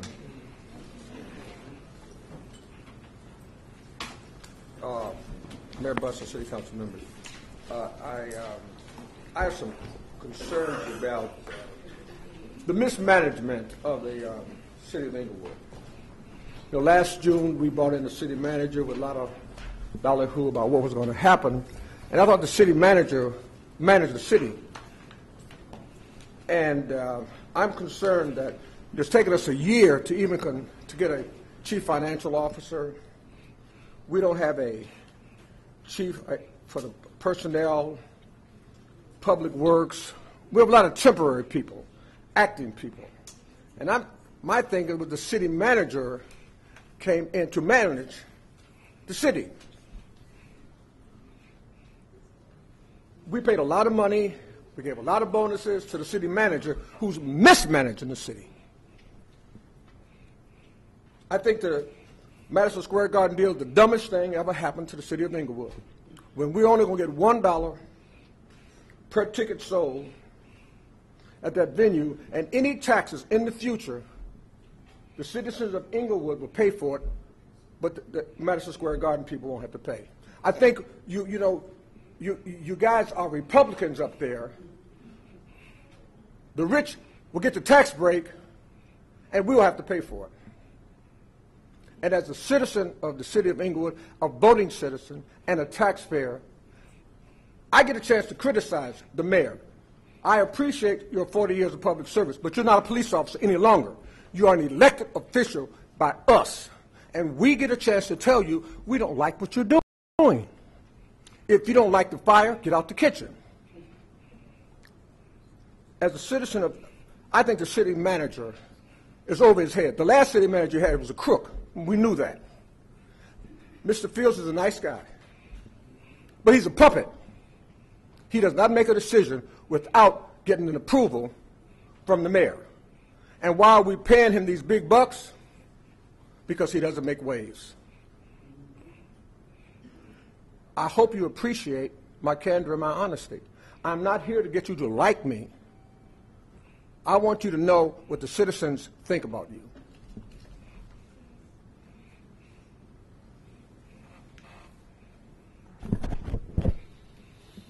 You know, this meeting this evening, it's probably too bad it has to be telecast because, you know, for the other people in this Southern California area or whomever sees the nonsense that went on here tonight, you know, it's really, really sad, you know, the whole situation of all the nonsense that did go on. Well, to what I said, though, to begin with regard to people losing their jobs, and I don't care who authorized the air conditioning stuff. The bottom line is that, you know, there are people here that have lost their jobs, and you know, this $40,000 could have saved one of those jobs maybe. I don't care about the comfort of anybody, but you know, it seems to me that we, the people of the city, would be better served if we had people here to serve us other than people here who are making a lot of money on us and not doing anything at all. Happy here, he said some things that are correct. You know, you don't have a public works director, you don't have a financial manager, and the idea of a police chief hasn't even come up yet. Hasn't even come up yet. Nobody has said anything.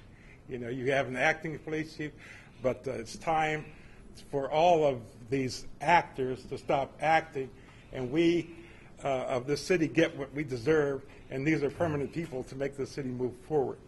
You know, I was watching PBS this day or two ago, and I saw a thing that, you know, kind of caught me, and that thing was they were talking about young children, black children in particular, about their learning capabilities, and they're not being able to go on camping trips or field trips to the ocean and stuff. Things that I've always talked about with you with regard to the YMCA. They say that those children who are just riding their bikes or in the same environment all the time are continuing to lose. They say that the children that have activities that take them out of the environment that they are in do much, much better in school. And I say to you all again that, you know, it's time for you to do something in this city for the children, and I would hope that you would think about a YMCA. Thank you.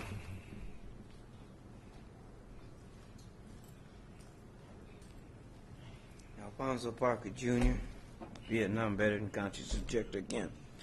I didn't want to steamroll you on the other one because I don't want to, you know, I don't know how fast you can digest, but you don't give me no time. But on the issue of, I spoke earlier a few weeks ago because I haven't been coming that long about potential city, these cities going bankrupt around here, and I got someone told me that funds were kind of funny here, but you know, whatever. Here it is again. A couple of days ago, more California cities said to be at risk of bankruptcy. Now you said we're fine, and we'll know. Okay. The other thing is, you speak about funding, and you know, you don't have money and things like that. And an issue came up while they were just talking about these here senior citizen homes and the air conditioning. I'm just speaking from what I heard. I don't know what the condition is and what you have going, so I'm going to speak off the top of my head. So tolerate me. You go to hospital. I worked at Martin Luther King Hospital for about 5 years or so when it first opened up. You go to any hospital, Centinela around it, if they lose power, with all them people in there sticking on those units and stuff, they have an auxiliary generator that is set to kick on automatically. I'm saying that to say this here. You've got them same citizens that you send home from the hospital in your senior citizens homes out here, and they don't have air conditioning. Now, I don't know if they have, your designers or whatever, in their design of these buildings, put in accommodations or even have them or thought about it, or having auxiliary generators. So if power does go out, or generator does, in the unit, whatever, earthquake, you have an auxiliary unit that will automatically kick on. So they're not sitting up there like in these heats that we have or trying to find senior citizens or centers if they can make it. And I'm one of those. And I'm going to tell you, I used to run all day in this heat we've been having these last few weeks. But now I step out my door and it beats the hell out of me. I got to run back inside. Okay, that being said, one of the sources I was thinking, I read, I'm good at R&D. I read you. I find a pen and a needle in a haystack. Might take me a while, but I guarantee you I'll find it. Here's something here that I read. You're talking about funding and where money is and, you know, all this. So I don't know if you paid attention, and I don't know how it affects Inglewood. You should know. You people supposed to be doing a job. The San Onofre nuclear plant has been offline for a number of months. It is still off.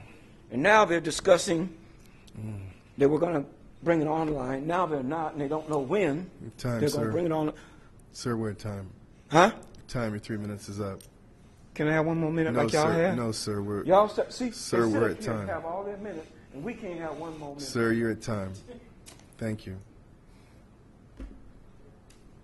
Anyway, did you looking to see what the city is paying? Are we still paying? If you Sir, are San Onofre, sir, same thank bill you. amount? Thank you. Because if we are, we need to get our money back. That's one source for you. William Mathers, Mr. Mayor and City Council. I'm a resident of your new building over here at Cloud Break for the veterans, and I'm truly grateful that you take care of your veterans. There's no doubt in my mind. I've been here since '06. And we have a problem at this facility, and I think I should bring it to your attention. Here you say you have a fitness center, a career center in the building. There is not. You got fireplaces that don't work for months at a time. I go without air conditioning for 11 days. There's no night management. There's no dedicated maintenance staff to the building at all. The stains in the hallways, it's been there since it opened in December. It's disgusting. Okay, we're paying for security cameras. They're not even on. They don't even work. Okay, we're subjected to violence. And then they got the security gates in the front with no locks. They don't even lock the glass doors. And I've been a member of the council over there at U.S. Vets for 5 years. Now, recently, I resigned as the president of resident council. And I can't stand by and say I'm doing this for the council. I'm doing this because I'm a resident there. And you promised us, everybody's promised us, and I know you helped build this beautiful building. All I'm saying is there's a lot of mismanagement over there. There's no night management. And it's a sober living building. Nobody gets drug screened to go into this building. I don't understand. We're threatened with violence, and the management enters your room without a 24-hour notice. Thank you. Thank you.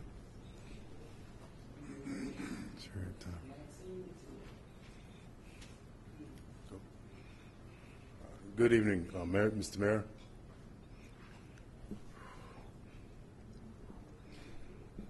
Council members, Stevens, Dunlap.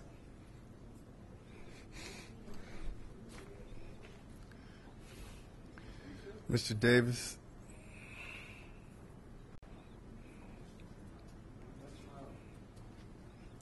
Good evening, Mayor, City Council, and staff. No, Davis, Second District. This is an interesting evening, folks. It made me think about a lot of things.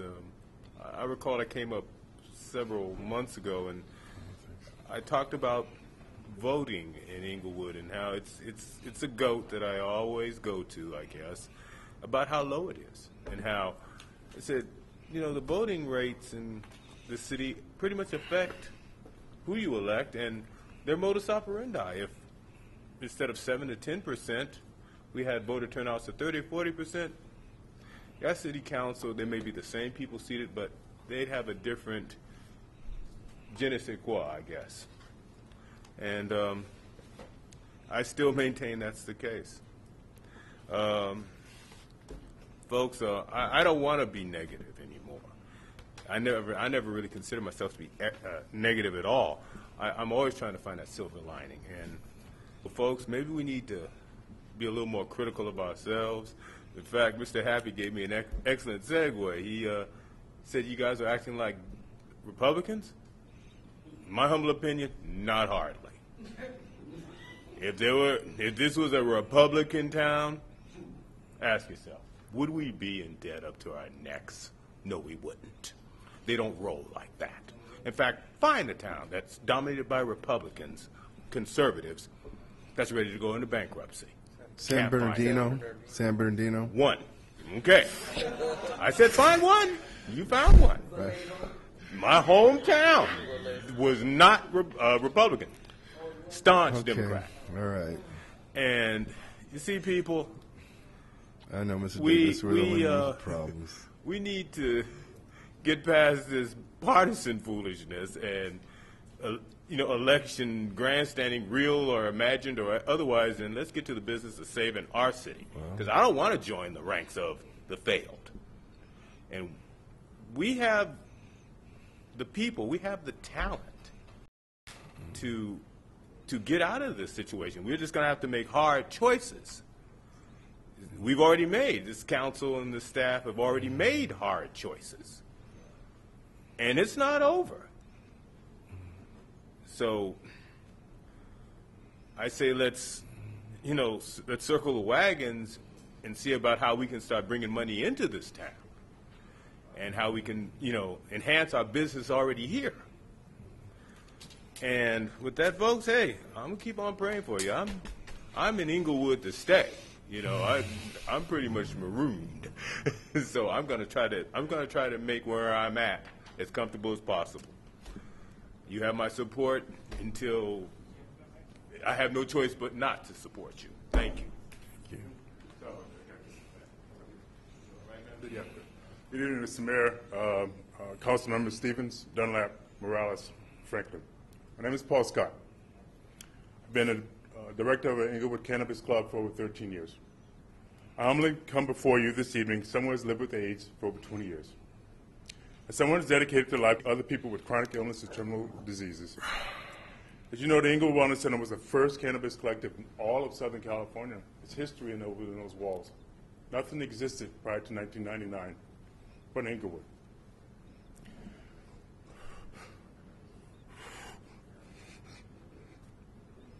We opened the doors. I helped open the doors as serving as a military medic for years. I worked at the spinal cord injury unit in Long Beach. I worked at AIDS wards.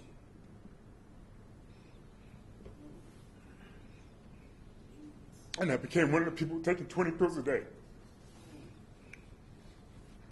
After about 20 years of this, my kidneys are beginning to show wear and tear. My liver can't tolerate anything else. Cannabis is an option. I want anything else from CVS or Walgreens. Until recently, Inglewood was the only place in Southern California that provided safe passage. We knew that Inglewood would not arrest us. We knew that Inglewood would be compassionate, and it has been for 13 years. The Inglewood Wellness Center is much more than a cannabis collective. I was a county commissioner of HIV for 8 years. It's the only place that had a black men support group, because you can't get funded for black men support groups for HIV/AIDS when you call up black men in the state of California. It's the only place in the county. quality of life program that we reached out. Our patients are all different ages, races, sexes, and sexual orientations. For us, it has never been about cannabis. It's been about improving the quality of our lives. I wanted to come before you and share this with you today so you can put a face to medical cannabis. Here in Inglewood, we're not thugs, drug abusers, or gang members. We're your neighbors. Thank you, sir.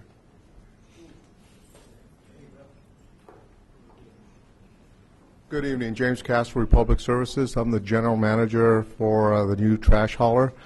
First, I want to thank all the residents for their patience through the transition and acknowledge there has been several issues over the last couple of weeks, and can assure you they are only transitional in nature. Some of them foreseeable, some of them unforeseeable. But ultimately, I am ultimately responsible for remedying those, and we're working diligently to rectify those. And just really want to be here to reaffirm our commitment to the residents of Inglewood to deliver the service they expect and deserve here, and just want to reaffirm our commitment there. I will leave my business cards out here. I'm available to meet with any block clubs in the coming weeks. Again, we're just about through that transitional phase, about another week or so. And again, I want to thank everybody for their patience. Thank you. Thank you. Mayor, may I ask Mr. Castro a question, please? Mr. Castro, some of my residents have asked me, well, most of the areas the transition has been fine. You have some glitches, but I appreciate your addressing those. But they have posed a question to me with regard to the drivers for waste management. How many of the drivers for waste management are still working in the city of Inglewood as drivers for you? I mean, if you don't know, you can come back and let us know. But I'll let you know for sure. We've hired approximately 14 drivers from Waste Management thus far. Not all of them are in the city. I know some of the commercial drivers are in the city because of their knowledge of the city. The residential drivers are operating a different type of vehicle that they're not accustomed to. What will happen over the next 3 months, and we had a MOU with the union, is we bring them over. We had our drivers trained in the city for it to be familiar. Then over that time, because they're all union jobs, we'll put them up for bid. And we brought all the waste drivers over with their seniority, so they dovetailed into the existing workforce. And by seniority, they'll be able to select routes. So several of the drivers are in here, some of the scout drivers in the commercial side, because they know it's the same type of equipment, but the residential is a different type of equipment that they did not operate at Waste Management. well, what I would appreciate, 90 days from when you started on August 1st, 90 days, Sure. maybe you can come back and give us a report. Let us know exactly how many drivers from Waste Management that were driving in the city of Inglewood are still driving in the city of Inglewood. Because absolutely. that's the question posed to us. But we'll give you 90 days to go through all this transition. Sure. So if you can get that, I'd appreciate it. And I'll, we're here customarily, and I've got Don Harris here in San Pena. We'll be here on a weekly basis, and it's really just to get the feedback from community and just be just here another set every year or so. But we'll be back, Councilman Dowling. Thank you. Thank you. Thank you, Mr. Castro.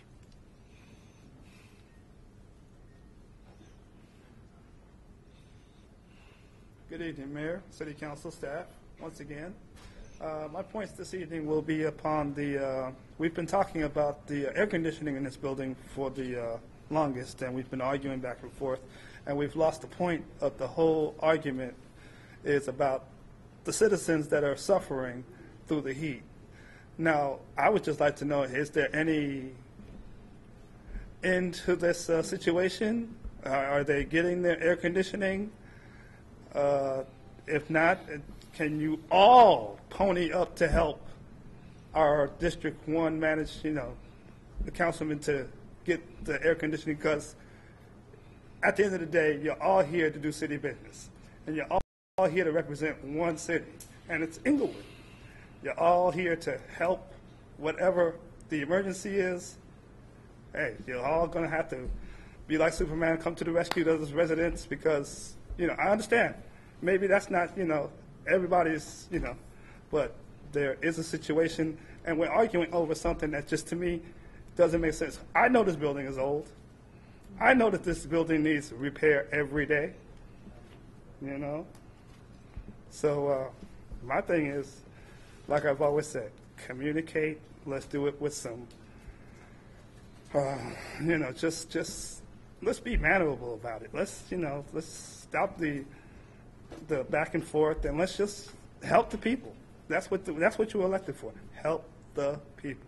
Bottom line, this is going to happen. This building's going to be here when we all dead. And if it's not, they're going to build another one for another generation. Hey, monuments, they'll be here long before we're gone. And they're going to always need repair. It's a human thing. But while we're here, let's the people that really need the help right here, right now.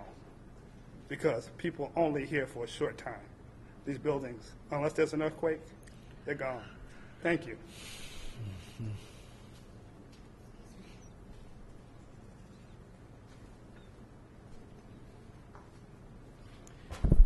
Excuse Mr. me, Mayor. Mayor, if I may, before this gentleman speaks, I'd like confirmation from the recording area that his remarks are being recorded, because his microphone was shut off last week while he was speaking when I watched the DVD. So before he speaks tonight, I want confirmation that he's being recorded and it's audible. Testing, testing. Sir, Mr. Texter, please go ahead. I want confirmation. Thank Mayor. you. No, Mr. Texter, please go ahead. Mr. Mayor, Council. Recorded just No, like he everyone wasn't else recorded is. last week. I'm sorry. Okay. Mr. Texter, please go ahead. Mr. Mayor, Council, my name is Joseph Texera, and although you wouldn't know it by his constant silence and lack of due diligence concerning my complaints of police and city misconduct, my councilman is Mike Stevens. First, I want to point out that IPD and the city still haven't provided me with the rest of the public records I requested over 11 months ago, even though state law demands that a response be made by the city in no more than 24 days. I still haven't been provided with any of the police reports concerning the shooting on my block, not even any statements officers took from an eyewitness, me. Didn't IPD make a report on an attempted murder? It seems like that's what a police department should do. And I still haven't been provided with recordings of my neighbors reporting the shots fired on my street to IPD. And the call where one IPD officer tells another IPD officer that it is not IPD policy to ask residents to collect bullet shells for them, as I was asked to do. Remember, Captain Sissick played these recordings for me 11 months ago, and my neighbor has confirmed to me that she called that night, and she's willing to sign an affidavit saying so. So it only makes IPD and the city clerk's office and the city attorney's office and Captain Sissick look crooked to pretend these tapes don't exist. But to be clear, no one is actually denying that these recordings exist, because then they could be exposed as not telling the truth, like when the mayor said, I believe it was in March, that only one report, a report, by the way, that I was given before I even made my public records request, only one report existed, and then 3 months later the city gives me a CD full of all sorts of calls from IPD that I had been looking for. And they can't really say that they do exist, but they're not going to give them to me, because that's just about as bad as giving them to me, because they're admitting that they've been pretending that they haven't existed for all this time. So this is the kind of city we live in, where there's police misconduct, which happens everywhere, but in Inglewood, we have a city clerk's office, a city attorney's office, police department administrators, and a mayor who appear to violate the law, the California Public Records Act, in order to hide those things. They say it repeatedly over and over and over again that they don't have it. Then they piecemeal them out a little bit at a time just to make it look like they have something. And then they hold back specific tape recordings that prove that what I've been saying all this time is right. That's the kind of city we live in, and I don't like it. And I would request again, by the way, I've made 4 requests to Chief Fronterada in the last month to give me those, and I haven't even been responded to. And that's the kind of city we live in, cover-ups. And I'm telling you, Anaheim's going down. All sorts of cities are having this problem. And sooner or later, oh, and by the way, I got a letter from the Justice Department today. The city and IPD are being investigated because of my complaints. And I hope that out of that, something good happens. Because I'm not here to do bad things. I'm here to do good things. Thank you. Mr. Texera.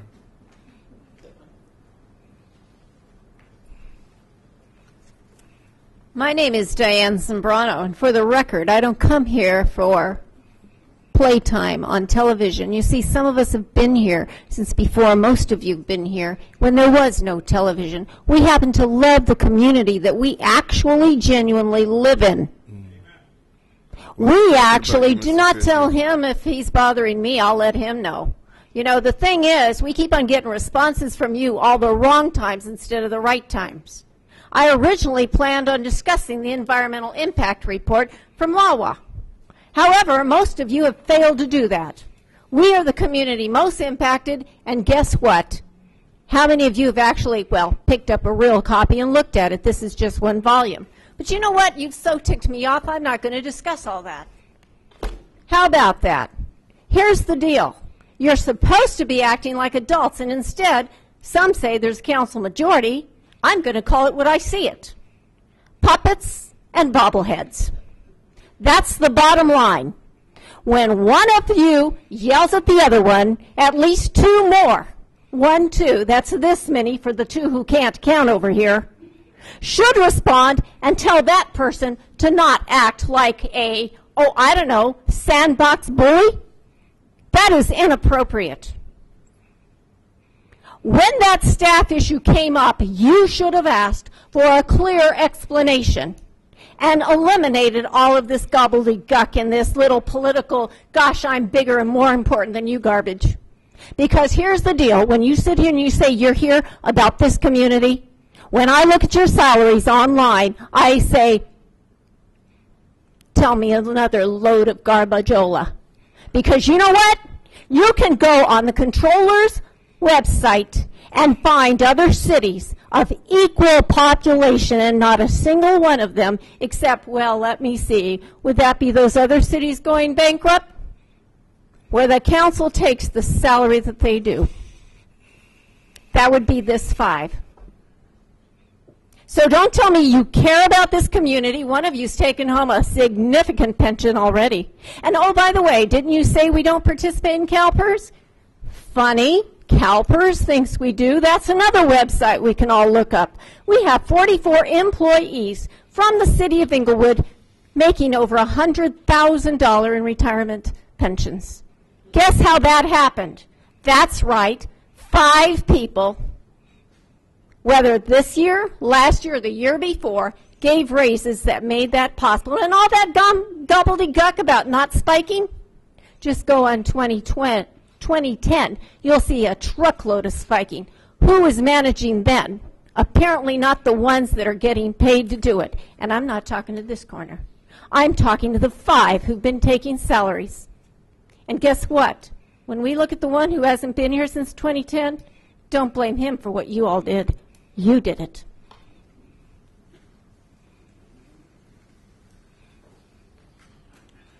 Gil Matthew, District 4, Mayor and City Council. This City Council has a tremendous responsibility. All of the residents recognize it, except you. And when I say that, you have a situation where we're on the verge of bankruptcy. And your major concern should be the budget. This little thing about thermostats, that's silly. That could have been deferred. You should concentrate on the budget. But yet still, you're waiting 40 days, and then you're asking this gentleman, what shall we do? Should we have it along with a council meeting? You never should have budget hearings with a council meeting. That's the most stupidest thing I ever heard of. And it's physically irresponsible. And how can you sit there and allow it? And Mr. Franklin and Mr. Morales, you can sit here with this 3-block. One of you not going to be here. They're tired of it.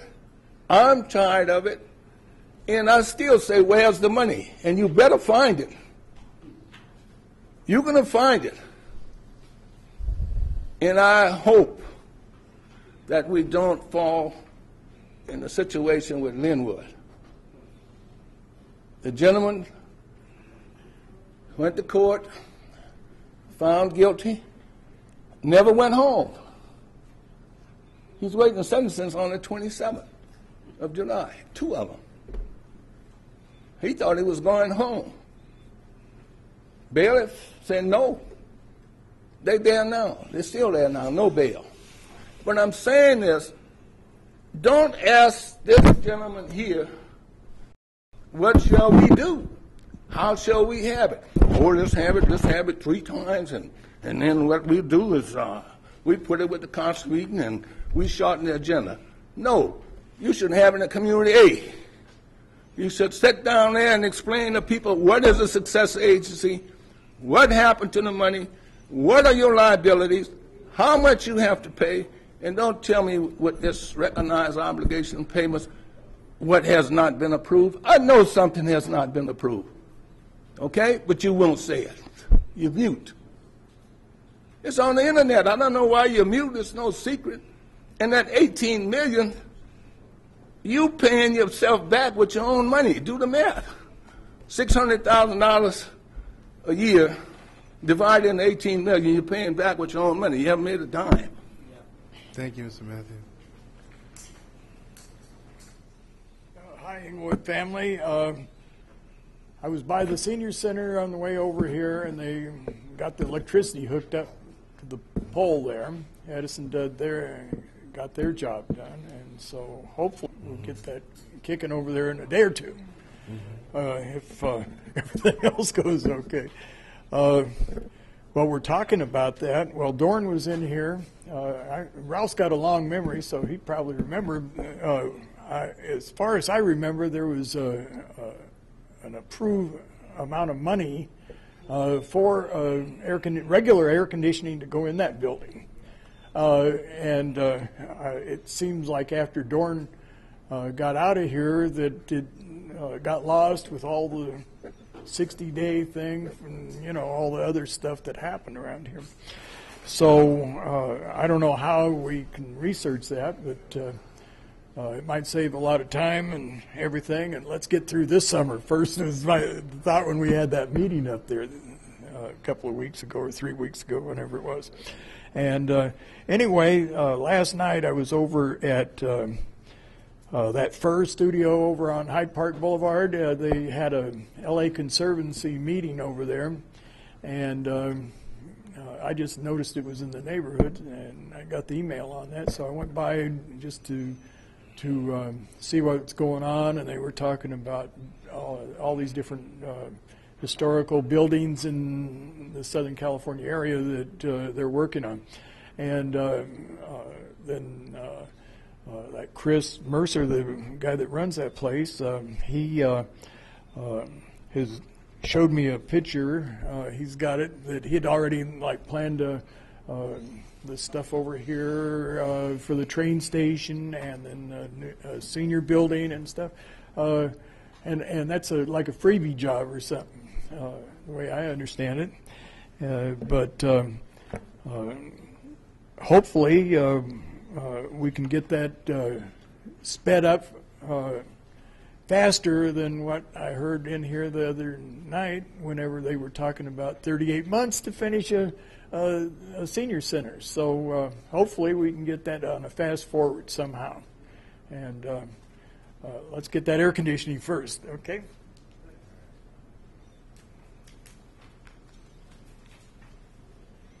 Good evening again, Aldine from 1st District. Please do not misconstrue what I'm about to say. But I think that everybody should read this book. It should be required reading. And the title of the book is Black Labor, White Wealth. Everyone should read it. Everyone. I don't care what nationality you are. It should be required reading. It's by Dr. Claude Anderson.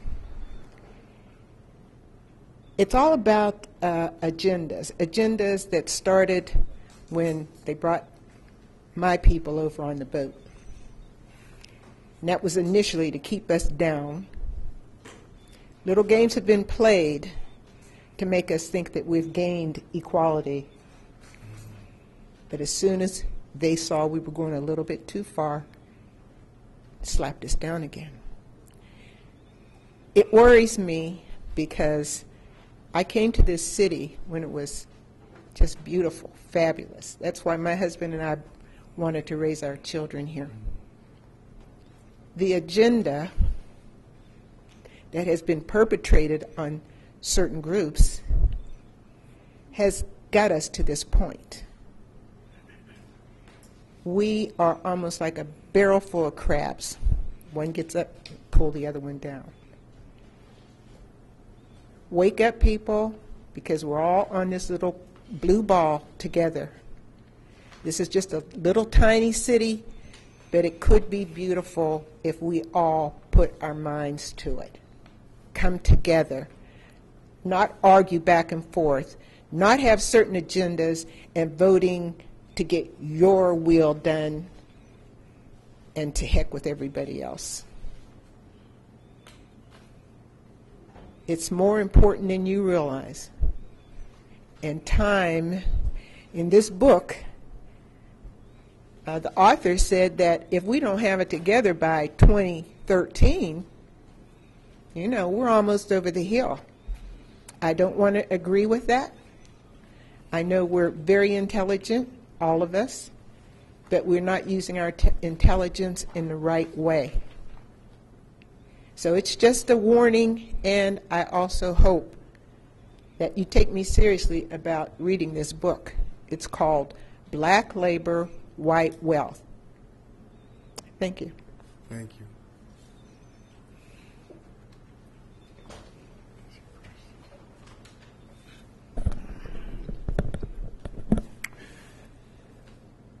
Frank, District 4. It's kind of strange and disturbing, but we know how you guys are going to vote. I can sit back there and close my eyes. And the vote goes the same way, night after night after night. It is sickening.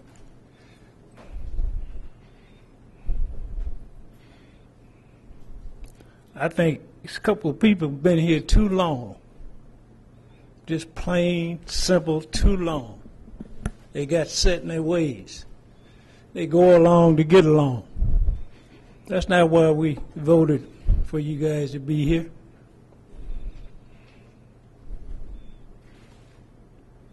We hear that I, and it's always the same three. Always. I can tell you before I leave home how you're going to vote. And that needs to stop, because it makes it look like you just can't think for yourselves. F. Austin City Clerk, could you please take this down? I want to thank Mark Fonteretta for answering my letter. And I did make a typical error. It's the crackheads, not the kids. The crackheads doing the breaking in. I want to give kudos to Michael Stevens. I got an email from Jeremy Byrd, which is the director at the White House, that you made calls for President Obama. That was kudos to you. I want to speak to my councilman, Judy Dunlap. I'm behind you all the way. We need to take a picture. Michael, I'm still behind you all the way regardless. I want everybody out there to realize one thing. Every time election time comes, we see everybody come out the woodwork. Where were they when you needed them? I want to know, where were all these people that you pulling out here to pull votes from? And all the taxpayers realize where your money going. All of your sewer went up. Nothing is being done. We got a mayor sitting here right now. The police getting their thing remodeled, everything. We got 10 homes been installed since 2001 with Laylaw. Michael Stevens, I'm behind you all the way. I don't care how many people he put against you and Judy Dunlap. I'm with you, both of you. You all help these people. Ladera Heights, you got that sold up. So don't even worry about that. And I'm behind you in the hood. Don't worry about that neither, Mike. I'm behind you. These 3 votes need to stop. Air conditions for this. You don't live here. Do you 3 live here? No, you got a home. You got central, you got a fan. Here we hiring people, getting rid of people, the people falling on elevators. You telling them to push the wheelchair around when you got a $35 million bond that you cashed in. Let the people know what you're doing, what you want to do. It's wrong. And Ralph, I'm surprised at you. You know that senior center should have had air.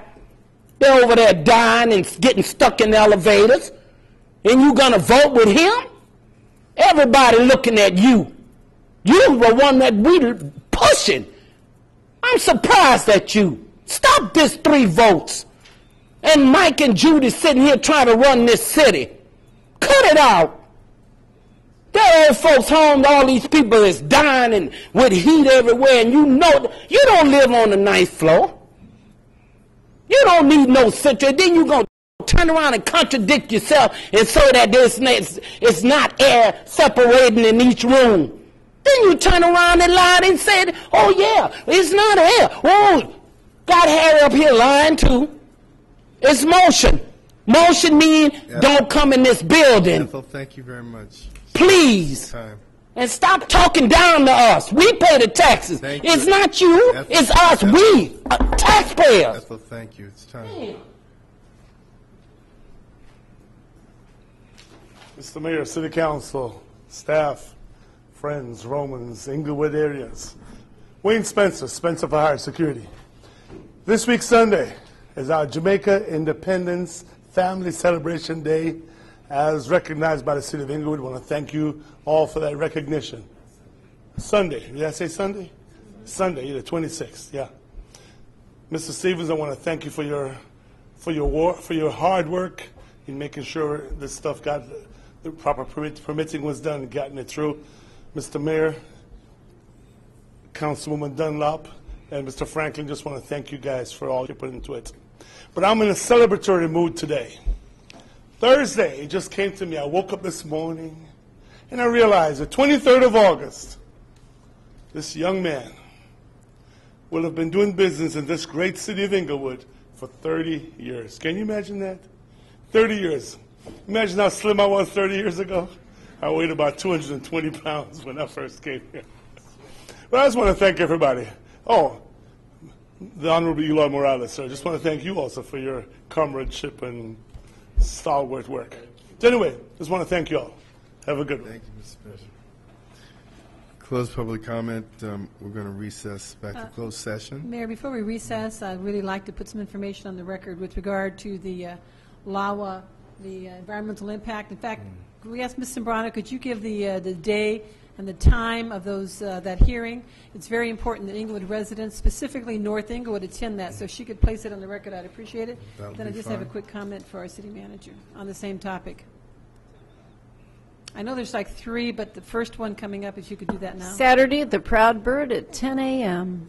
Thank you. That's this Saturday, the 25th, at the Proud Bird.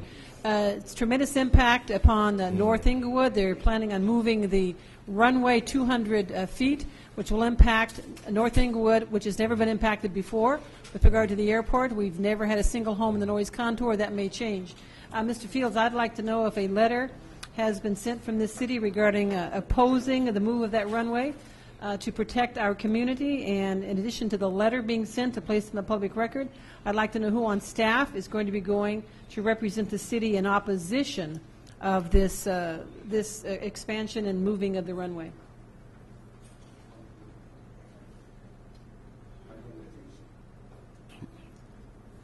Am I on? Yeah. I know that our city attorney and our staff, and we have an attorney that we've hired as a special counsel to attend those meetings, and I'll verify that they will be at those meetings on Saturday. Yeah, the first one is Saturday. And will they be presenting something in writing? Will be coming to us first, or will they just present on our behalf?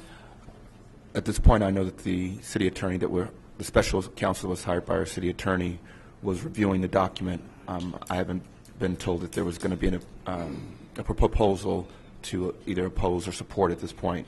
Well, it's to oppose. Yeah. Right, Mayor, just one more quick. I want to repeat it again. It's this Saturday, August 25th, 10 a.m., Proud Bird Restaurant. We really should have like 200 people there in opposition to the moving of this runway moving north. It'll be a tremendously negative impact upon the city of Inglewood, and I specifically want to call upon Inglewood residents who live in the north end, District 2 and at the edges of District 3, because it's a new impact. You don't know it yet, but it's coming if this gets approved. So please go and object and place your objection on the official record. Thank you. Okay. We're in recess. We'll be back in probably 90 minutes.